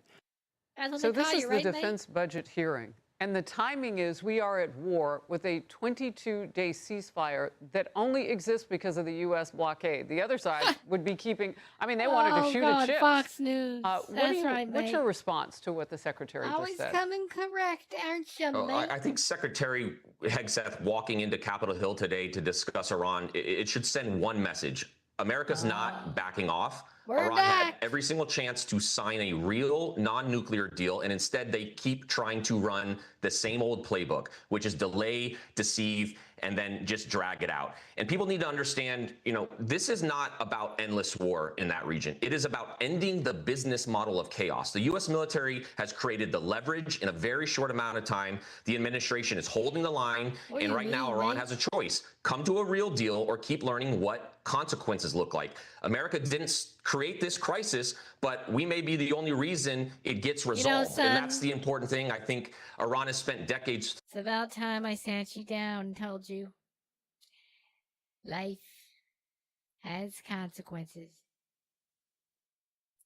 This motherfucker's talking. He's talking to fucking Iran like they're a fucking kid. Like Trump's daddy. Trump is daddy. That's Threatening right. America, destabilizing the world. Everyone now knows they're the ones I'm all of a sudden daddy. begging for relief, and that is can't do proof Trump. that Secretary Hegseth, President Trump's strategy is working. All right, real quickly, maybe I can President do Trump this. has a different one, too. I got an mean, idea. he This is called funny. oil execs to the White House. Everyone and calls Secretary me Bessent daddy. says he hosted the meeting. He says that they are That's funny, prepared right? now. The executives were talking about many That's topics, right, including folks. domestic production, I'll progress tell you in what. Venezuela, oil futures, natural gas, and shipping. And they talked about funny. how the United States is doing better than others with regard my to God. oil. It's and hard. I just can't at do that it. meeting, so you know, the Chief of Staff, Susie Wiles, and the Vice President were all there. So the sustainability of that U.S. blockade, for us to wait them out, is also part of the strategy inside the White House. Brett Velikovich, thank you very much for joining me today. We've got a little bit of breaking news now. Be sure to like and subscribe for all the Fox News She had to latest on read that YouTube out. and catch full shows streaming now. All right, here we go. Debate time. It was a joke about him being killed. And if you want to clarify it, it was a joke about him being older than Melania. So put out there Uncle Jake. you can fix It's Uncle fucking Jake. He doesn't know about Tau City.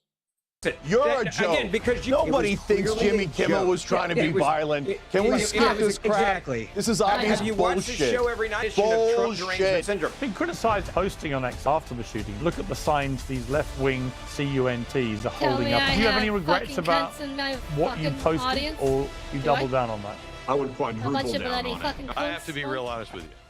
Don't Don't be a like Charles. fucking Never cunt, have mate. liked Charles. He's here in the 250th Don't be a anniversary of fucking us cunt, kicking your mate. ass. The fact that he was able to unite the Democratic Party that had spent millions of dollars on no King's rally but gave him a standing ovation. It's like, right, mate. Right, mate. These fucking cunts, mate. That's right. You never know. All these fucking cunts over here. Yeah. Okay, I think I'm getting it.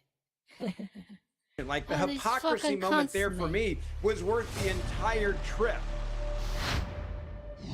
It's been a very bad week for those who question the relevance of the monarchy for our modern age. It's been a very good week for Britain, the United States, and for King Charles, and indeed President Trump. In 4 short days, the monarch has done more to repair the strained special relationship between the two countries than entire legions of diplomats and bureaucrats. And he's That's done right, it mate. while managing to appeal.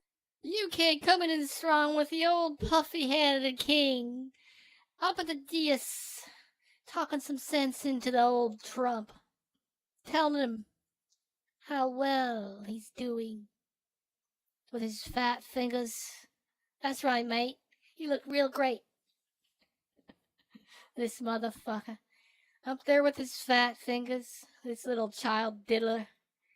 His fucking nunts. Simultaneously to This fucking nunts of a king. Didn't do nothing. Fuck this guy.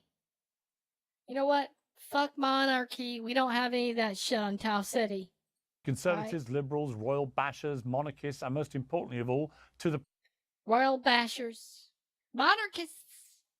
president We love himself. our There's been much monarchy. debate about the politics, and we'll get into that. But my favourite discovery this week is that King Charles is genuinely hilarious. That's because we love our monarchies. The readjustments to the East Wing, Mr. President.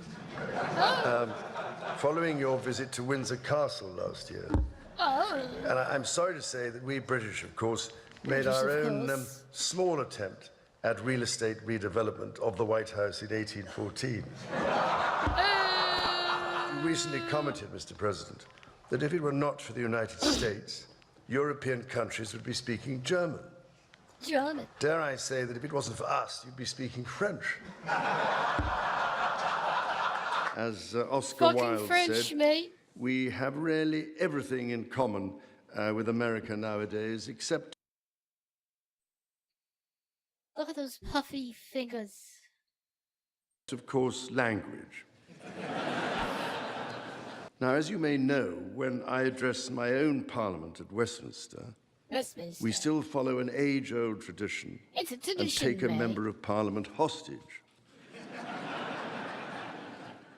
holding him or her at Buckingham Palace until I am safely returned. Just in case, mate. These days, we look after our guests rather well, to the point that they often do not want to leave. I don't know, Mr. Speaker, if there were any volunteers for that role here today. Well, it might seem a little strange to kick off America's 250th anniversary celebrations by honouring the very crown they kicked out. But as Trump himself explained, you can take the Brits off American soil, but all the ICE agents in the world couldn't remove us from the American soul. Oh, Long really? before Did he Americans say had a that? nation or a constitution, we All first the had ICE a culture, agents couldn't a remove character, them. and a creed. Before we ever proclaimed our independence, Americans carried within us the rarest of gifts, moral courage, and it came from a small but mighty kingdom from across the sea. Well, for the Brits, that was really the whole point of this tour. Nothing better represents continuity than the monarchy. And the fact is that the two countries are stronger together, and they will remain stronger together, no matter who's in the White House and who's in number 10. In just a few months, President Trump has insulted Brits who died in Afghanistan, savaged the Prime Minister as weak, ridiculed the Royal Navy as non-existent, and written off Britain's warships as toys. All of this while As demanding fucking Britain's toys, weak leader mate. sends his non-existent navy and his toy warships to support the war in Iran. The king was Got able to make nothing but effortlessly make it all toys. feel He's playing with his own toys in the bathtub, mate. That's right. Holy shit, mate. I love it. like small beer without even mentioning it at all. That takes some diplomatic skill. And so does giving the US and the president a subtle lesson on democratic checks and balances without sending said president into a tailspin. The US Supreme Court Historical Society has calculated that Magna Carta is cited in at least 160 Supreme Court cases since 1789, not least as the foundation of the principle that executive power is subject to checks and balances. Excuse me, King. What is Magna Carta?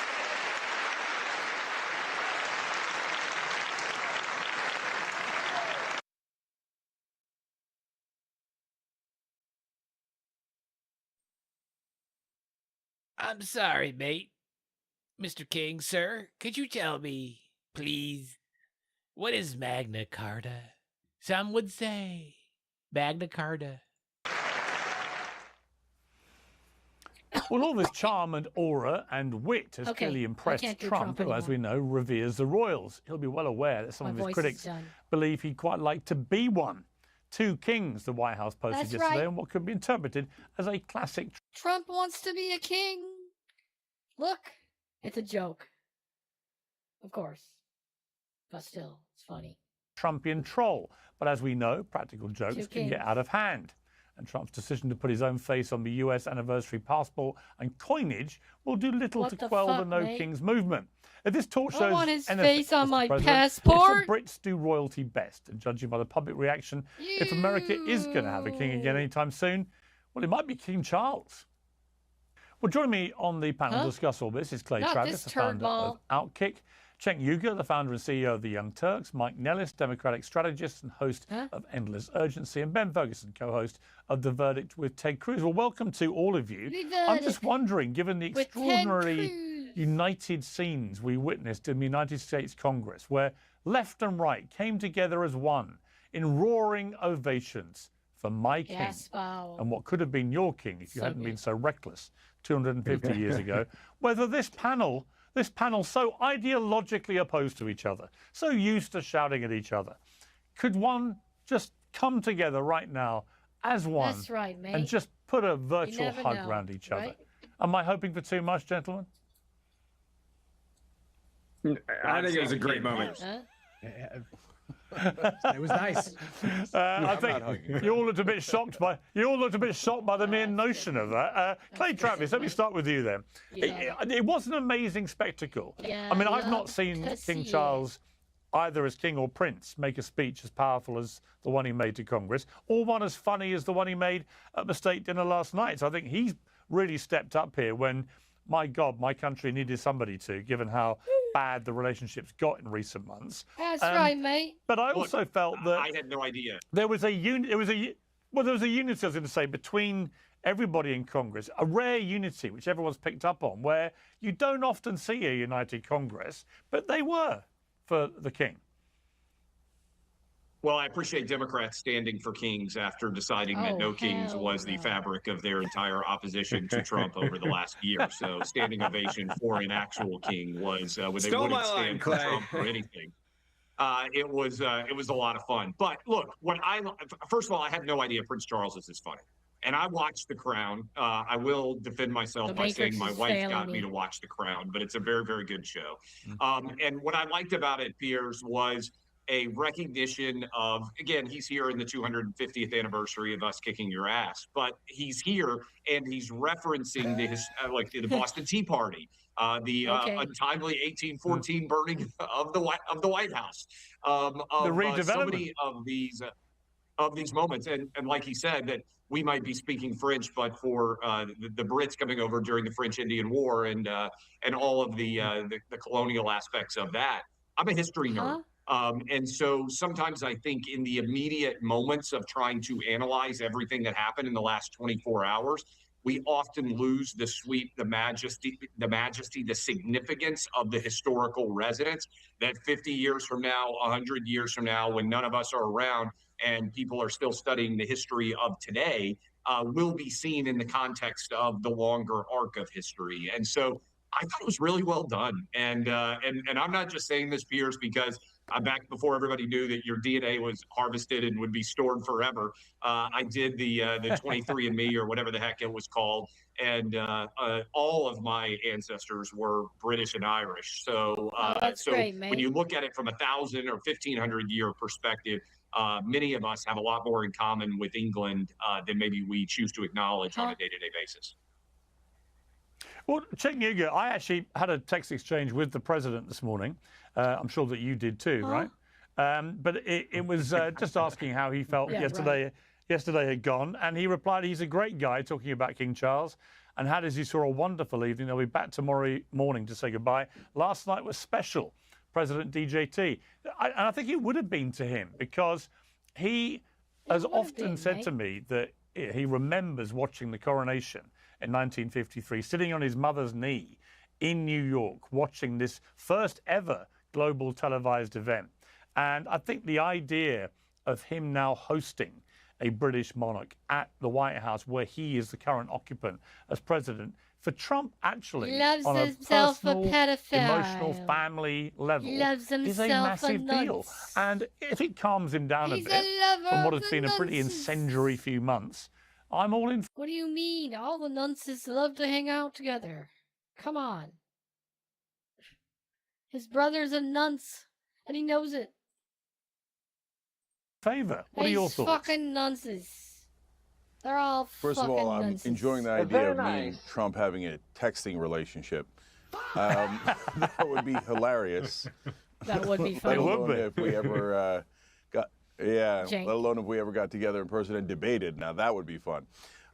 So first, big ups to England and to the UK. Big ups, mate. King Charles did great. Way to represent. Okay, and it was Big nice to ups. have a head of state who isn't a maniac. So that was like reassuring for the planet a little bit. He's not technically, you guys know how the monarchy works. It's kind of, from an American perspective, it's kind of pointless. But hey, you know what? He's a good spokesman for it. Okay, so God bless.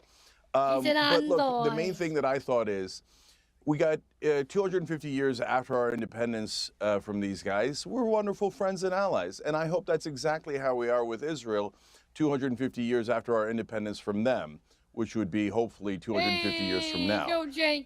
So it turns out being an independent nation is a Jake wonderful coming in thing. clutch. And then, right, by the mate. way, later we can be wonderful allies, okay?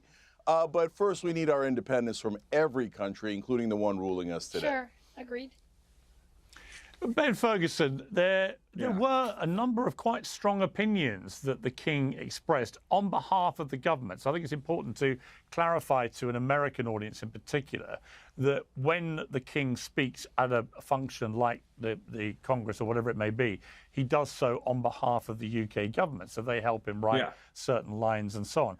But there were things in there. I mean, we got a little mashup of some of the more potentially contentious things he said. If you're an American, particularly an American Republican like you, let's take a listen. In both of our countries, it is the very fact of our vibrant, diverse, and free societies that gives us our collective strength, including to support victims of some of the ills that so tragically exist in both our societies today. That's right, mate. In the immediate One for aftermath of 9/11, All when NATO holding invoked hands. Article 5 Good old for the first liberal time, democracy. and the United You know. Nations Security Council was united in the face of terror, we answered the call together. Today, Mr. Speaker, that same unyielding resolve is needed for the defense of Ukraine That's right, mate. and We her don't most have it. courageous people. From the depths of the Atlantic to the disastrously melting ice caps of the Arctic, the Climate commitment change and doesn't expertise of the exist. United States Armed Forces Only on and House its City. allies lie at the heart of NATO. Now, sometimes, Ben, it's not what you're saying, it's the way you say it can avoid a lot of hoo-ha. On the face of it, the king of my country coming over and sort of lecturing Congress, as some might categorize it, about the importance of NATO, and President Trump has indicated he wants to dismantle it, That's crazy. reminding people that after 9/11, I can't. NATO, including Britain, were right there shoulder to shoulder with America. In fact, I'm actually doing the show from the AP down right next to the 9/11 It's in memorial, fucking where LA, King man. Charles and Oh, Queen no. Camilla New York. are currently laying flowers with the New York Mayor Zohran Mamdani. And that's a reminder that Britain was It's shoulder to shoulder when we Mamdanistan. were asked then. It's been a different Mamdanistan. situation with Iran, and we can come to that. But that also he was emphatic about support needed ongoing for Ukraine, which is not hugely popular now with the conservative right here. And of course, he talked about climate change in a way that, again, people on the conservative right would maybe naturally bristle at. So My point being, he made a few, points that could, under normal circumstances, had they come out of a politician's mouth, have engendered a lot more angry response, perhaps, than they got. But it was taken in the right spirit because of the way that he phrased it. Would you agree?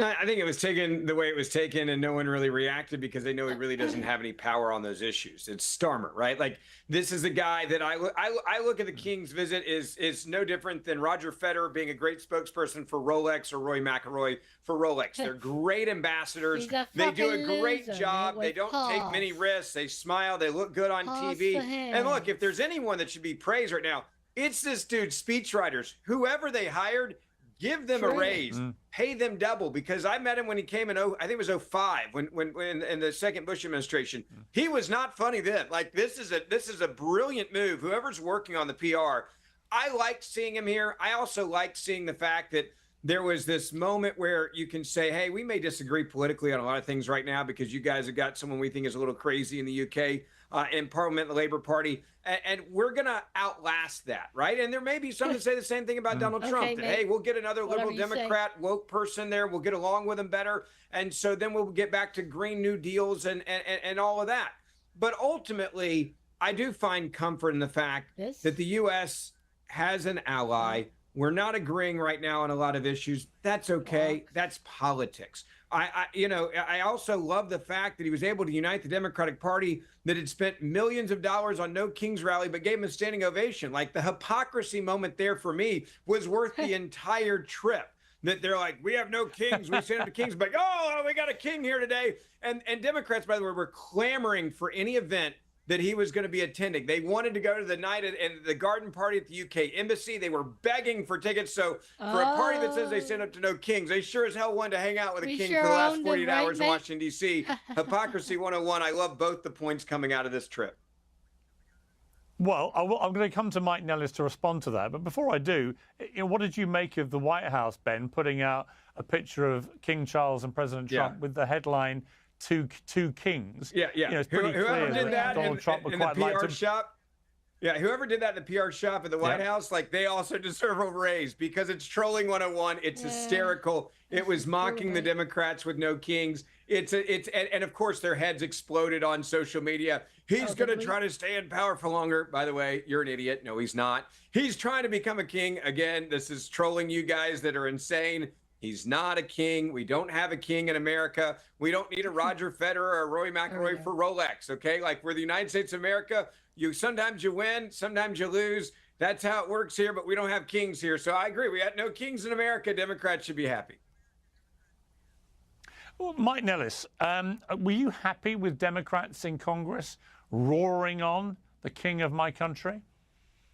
Yeah, I think it was fine. I mean, I agree with something that Ben said, which is that the PR team that wrote that speech did a really good job. And maybe when Ben and Clay are looking for talking points to attack Democrats, they should hire that PR team instead of the one that's telling them to make the same joke about no King's Day, because I don't think that's going to get anywhere with the American people. That's a great joke. That is a really great joke. It's a great joke. No, it was a great joke. There's a reason why you guys when I heard went nuts over it.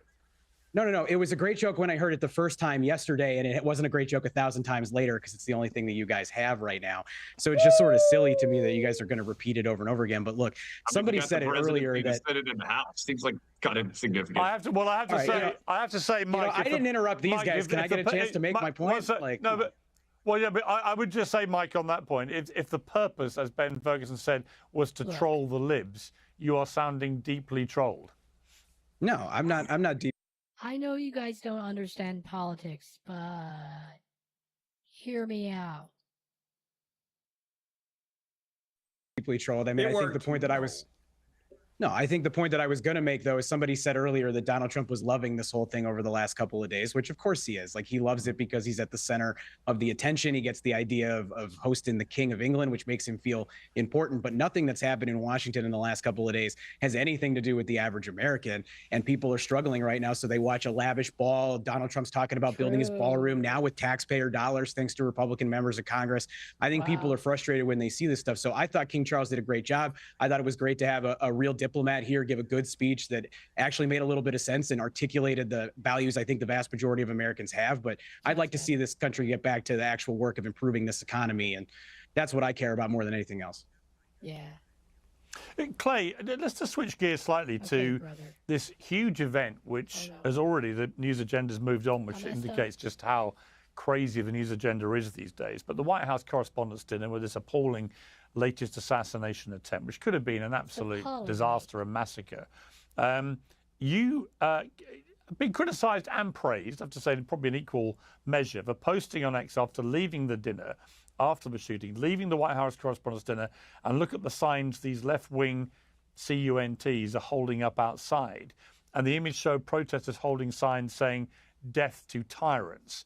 Now, given all the debate about rhetoric and the rest of it, obviously you fired that off when you were genuinely angry, and I don't blame you. I think people are holding out signs saying "Death to tyrants" when someone's literally trying to kill half of the cabinet, as appeared to be the mission there, is, you know, extremely triggering, I would think, for a lot of people that were guests there and were fearing for what may be happening.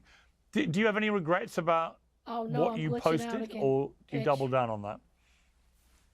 I would quadruple down on it. One of those signs said "Death to all of them," in addition to "Death to tyrants." No, I mean, if you look on the right side there, "Death to all of them."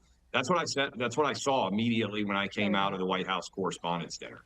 And I think, unfortunately, those two protesters are emblematic of the motivations that this 31-year-old, highly educated, two-family household, two-parent household, Democrat, put in place to justify trying to kill President Trump. He accepted the rhetoric of these guys as justification. He thought that he was a hero. And look, Piers, we're talking about the history of the United States and Great Britain. I'm reading Rick Atkinson's seminal trilogy right now about World War II and the partnership between United States, Britain, and other democracies to defeat Adolf Hitler. You know, before Trump, we used to sometimes sit around, have a few drinks, and you would say, "Hey, if you could go back in time, would you kill baby Hitler?" Right? I mean, that was a real debate that people would have. And you would answer the question one way or the other. For 10 years, Democrats have been saying that Trump is Hitler, that he's an authoritarian, fascist dictator. And that might just be a rhetorical argument for some people. But this guy, I mean, he's kind of an interesting test case. He went on Twitter from mostly posting about playing video games and obviously being a bit of a science nerd to being willing to die trying to kill as many people from the Republican Party as possible. And let me say this, Piers, I was there too. So I understand his motivation. It didn't surprise me. Supreme Court, the Secret Service performance was indefensibly bad. And so I don't know why more people aren't talking about this. On video, a guy with a gun comes running full speed right by the guys who were supposed to be stopping him. According to the indictment, 5 shots were fired by the Secret Service. They didn't hit the guy. They may have hit another Secret Service agent. We're not even exactly sure who did. And the guy might have gotten all the way down to the ballroom. We don't know if he hadn't tripped and fell. I mean, in the wake of Butler, in the wake of West Palm Beach, and now we got Washington, D.C., someone else for sure in the next 2.5 years is going to try and kill President Trump. And I actually think the biggest story coming out of this is our Secret Service is completely incompetent at being able to protect the president. I'm glad this wasn't some sort of trained assassin cabal, because he would be dead. Trump would. And Piers, I said this yesterday on my radio show, President Trump is alive today in spite of the Secret Service, not because of the Secret Service. And that is troubling going forward, no matter who the president is or who people in high positions of power are. And I say that as someone who saw the chaos that unspooled there on Saturday night. Yeah, I completely agree. And I think it is being said this, because if you think about it, the Butler, Pennsylvania shooting, where he actually got hit and somebody got killed, the first place surely the Secret Service would check nobody was hiding would be a rooftop 125 yards away from the stage, right? Dude. And then the golf course one, which I still find, I scratch my head about. This is somebody who hid in a bush at a spot on Trump's own golf course where he regularly played, where the media would go to that very spot because it gave them, ironically, the cleanest shot of the president playing golf. And if it hadn't been for one Secret Service agent who spotted the barrel of this rifle coming out of the bush, Trump would probably have been killed that day. And now, third time, you have this they guy. fired at him then, missed him, The only reason we caught him was because a woman in the parking lot wrote down his license plate number. License plate number. That guy Remember, got in they a car, missed. drove away, and was like 50 miles away. This is incompetent. I'm surprised. Right, well, it's infuriating to me No, I nobody's agree. talking about this. I agree. The point, to finish my point, it's just that, okay, you got the rooftop would be the first place he'd check. That part of his golf course would be the second place he'd check. It would have been the fucking rooftop. I don't care about this. Get the fuck out of here. Get the fuck out of here. That noise. All right, mate. When you don't know anything that's going on, you don't know anything about security. Clay doesn't know anything about security. Neither do I. Stop making assumptions. I saw Butler. Women on stage. It's not To be honest, okay, guys, it's not don't all DEI talk at to once. say SEAL Don't all Team talk at 6 once. should be in charge of. I mean, you want protecting SEAL Team the 6 to go do that. It's SEAL not Team, that isn't SEAL DEI. Team Hold on. 6's job. SEAL Team 6's job is to go out there and kill bad guys. That's what they're trained to do. Their job is not to protect the Because president of the they United are States. super badasses. Why would you This not is just want so. the best people to protect and I kill want the super people to badasses going protect out there and the killing president from being evil people. killed? I want them to go find Bin Laden. You don't want them to protect the president? Let me jump in. Lazy. Let me jump in. Let me jump in, please. I want to bring in Cenk, who's been waiting unusually patiently, because this segues, Cenk, for me, and by all means, join in that debate. But it also segues into this debate about left v right political violence. Now, the Center for Strategic and International Studies reported last September that in recent years, the US has seen an increase in the number of left-wing terrorism attacks and plots. And in fact, for the first time in many years, 2025, in fact, the first time in 30 years, was the first year where left-wing terrorist attacks outnumbered those from the violent far right. So let's not get into, who's worse. Just accept there's been a lot of political violence on both sides. But why is political violence from the left surging in the way that it is? And I was particularly concerned about this guy's twisted manifesto because there were no red flags about him, no criminal record, nothing to suggest any violence in him at all. He's a teacher. He just won an award a few months ago, right? What would have driven this guy? And then you read the rhetoric of his manifesto, as he put it, and you're seeing, you talk about talking points, you're seeing a lot of the talking points that are drummed out on the left quite regularly have somehow permeated into his brain, a substantial brain, by all accounts, very smart guy, and they've made him get a train right across America, book himself into a hotel, and then try and attempt mass murder, which is what was on his mind. And my question for you, Cenk, is park right-wing political violence to one side for a moment. I'm not pretending they don't have a similar issue. I mean, it hasn't been worse historically in the last 30 years. Focus just for this on this particular guy and coming off the back of a year where left-wing political violence has overtaken right-wing violence for the first time in 3 decades. What is happening here and how do we stop it? Yeah, I reject all of the framing in this conversation. But let me address the heart of the matter and then this nonsense talking point that Ben had. Number one, I abhor violence. Political violence is intellectual surrender. That's saying I'm pathetic. I don't know how to win a debate, so I'll resort to being a savage and doing violence or terrorism instead. So I hate it on the right. I hate it on the left.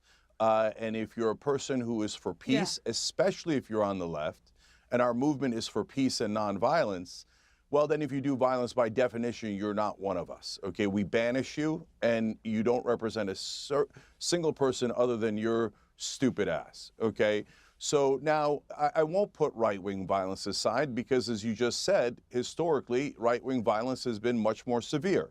But that's okay. I'm not trying to blame people. I'm trying to get past it. Okay. For both sides, for God's sake, what is violence going to solve? All it's going to create is more violence. And why are we killing each other? This doesn't make any sense at all. We should be resolving this in an American way, and that's through debate and politics and winning the day through your arguments. So, and both sides have gotten out of hand, but who, on the left, are there people egging on violence? I literally never see that, right?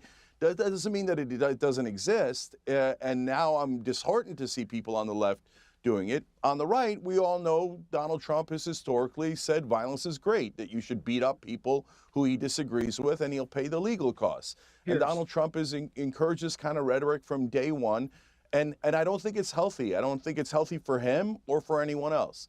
Now, I do think that there are massive Secret Service failings. Well, hang on. Hang on. On that point, I know it's relevant to what you just said, because we actually have a mashup of Donald Trump talking in the way that you're describing. Let's just watch this. Knock the crap out of him, would you? Seriously. Okay? Just knock the hell. I promise you, I will pay for the legal fees. I promise. We have the enemy from within. And the enemy from within, in my opinion, is more dangerous than China, Russia, and all these countries. Now, if I don't get elected, it's going to be a bloodbath for the whole. That's going to be the least of it. It's going to be a bloodbath for the country. For those who have been wronged and betrayed, of which there are many people out there that have been wronged and betrayed, I am your retribution. We will take care of it. We pledge to you that we will root out the communists, Marxists, fascists, and the radical left thugs that live like vermin within the confines of our country. You know what they used to Radical left thugs. Wow. do to guys like that when they were in a place like this? They'd be carried out on a stretcher, folks. I'd like to punch him in the face, I'll tell you. She's a radical war hawk. Let's put her with a rifle standing there with 9 barrels shooting at her, okay? Let's see how she feels about it. You know, when the guns are trained on her face. You know, they're all war hawks when they're sitting in Washington in a nice building saying, oh, gee, let's send 10,000 troops right into the mouth of the enemy. Now that substantiates the point you're making, Cheng. Yeah, you see, look, that is so unhelpful, including to Donald Trump. There's one clip in there that isn't quite right. The bloodbath clip was about the economy, not about violence. But the rest of it was purely about violence. And in fact, that last one was a rhetorical shot at chicken hawks. And so if he just left it at they're hypocritical, there's no problem. But now look at what he said. If they're going to send in troops to the Middle East, they should have guns pointed at their face. Now he's sending in troops to the Middle East. And that's why you shouldn't talk like that, because it encourages violence overall. Now, to the Secret Service. Look, guys, they've had tremendous failures, and I have a ton of questions. And a lot of people on the left and the right have a ton of questions about their performance, including, by the way, the guy who failed miserably in Butler, Pennsylvania, the head of the Secret Service in that particular location and date, has now been promoted to the head of the Secret Service. That is a very curious, bizarre thing. And by the way, if you listen to Ben talk, you would think that the Secret Service is all minorities and women. No, it's overwhelmingly white males. So why are you blaming white males? And is that your problem with DEI, that we're hiring too many white people or too many men? So the guy who got promoted is also a white male. I think the real question isn't this distraction about identity politics and culture wars. The real question is, what the hell is going on? Why did they let him take that shot in Butler? Why did they move the photographers into place to get the exact right shot? There's a lot of people on the right as well as the left going, that Butler, Pennsylvania shooting makes no sense at all. And we're not saying we know who did it and what happened. What we're asking is, why doesn't our government care about shooting of the president? Why doesn't Trump care? Trump never talks about it. Normally, Trump would be going crazy about what a hero he is, etc. When I talk about bureaucracy and DEI, it's not just women. There's social promotion of men of certain, whether it's skin color or political beliefs. You've made that agency. But the Secret Service is overwhelmingly white, Ben. So, like, is it? Let me at least finish what I'm saying. If you're getting promoted because you're a bureaucrat, because you're a liberal white guy, okay? Then you think there's DEI for liberal white guys in the Secret Service? White guys are liberals. That have been in our government, that have been promoted. Is there no bounds of reason? I do. I absolutely believe. This is why you guys are getting creamed in the midterms right now. You have nothing. You have nothing. I'm going to finish my point. I'm going to finish what I was saying. Nothing but culture war crap. It is a failure. Culture war bullshit. Identity politics nonsense. Nothing. I didn't interrupt you when you were saying it. I listened to what you said. Ben, you're the biggest interrupter in the entire commentator set. You've been interrupting me since the minute we started this. Like, stop. Come on. Okay. You actually got the last time I talked to you, Ben, you were on CNN and the host had to tell you to shut up. I'm literally going to finish what I said, and I'll go back to the core point here. If you run the Secret Service the way it's being run now, it will continue to be a failure.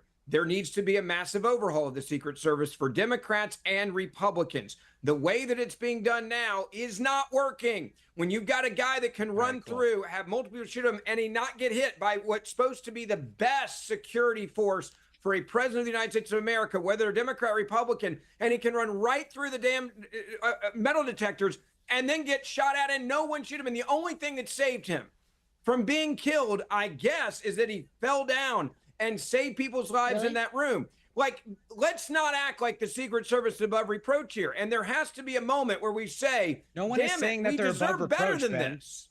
Ben, nobody is saying that the Secret Service is above reproach. You're just making it about stupid identity politics because it's all you have. Let me jump in. I want, because we've got a very slight delay from me to you guys, so I just want to make sure we can get to other stuff here. Clay, obviously Trump says a lot of incendiary things, and his language about Iran, for example, talking about wiping out the whole country and all this kind of thing. All of that is what I would categorize as unnecessarily over-the-top political violent rhetoric. And all of it permeates down to disturbed minds in some way. I'm a firm believer in that. I do think that people calling Trump Hitler and a Nazi and all the rest of it, that to the deranged mind, Jeffries always maximum sends a warfare signal. all the time? He was quoting a White House official when he said that. Hang on. This is for Clay. But my point is that I think it works on both sides. I think incendiary, violent kind of rhetoric or massively over-the-top, exaggerated rhetoric like Trump's a Nazi or Hitler, to the deranged mind, it's like a signal to them to go and deal with that problem. If he's really the new Hitler, we've got to kill him. It's a public duty. And that brings me to the Jimmy Kimmel saga, where, just to remind people what he said, I think we've got the full clip here. Our First Lady Melania is here. Look at Melania, so beautiful. Mrs. Trump, you have a glow like an expectant widow. Obviously was a joke about their age difference and the look of joy we see on her face every time they're together. It was a very light roast joke about the fact that he's almost 80 and she's younger than I am. It was not, by any stretch of the definition, a call to assassination, and they know that. Now, for what it's worth, my thoughts about the Kimmel thing are that I didn't think the joke was funny. I found his explanation a bit torturous, but I do think that the right has to be careful. It doesn't fall into the same trap it has always accused the left of doing, which is wanting to cancel comedians for jokes. He may not like it, it's tasteless and so on, and he didn't say it in the aftermath of this shooting, obviously. But at the same time, Clay, it plays into this whole debate that everyone's having about violent rhetoric, and I would say that Kimmel's a hypocrite because he wouldn't have said that about Michelle Obama or about Jill Biden. He wouldn't. He wouldn't have done that joke, and he could easily have done it about Jill Biden.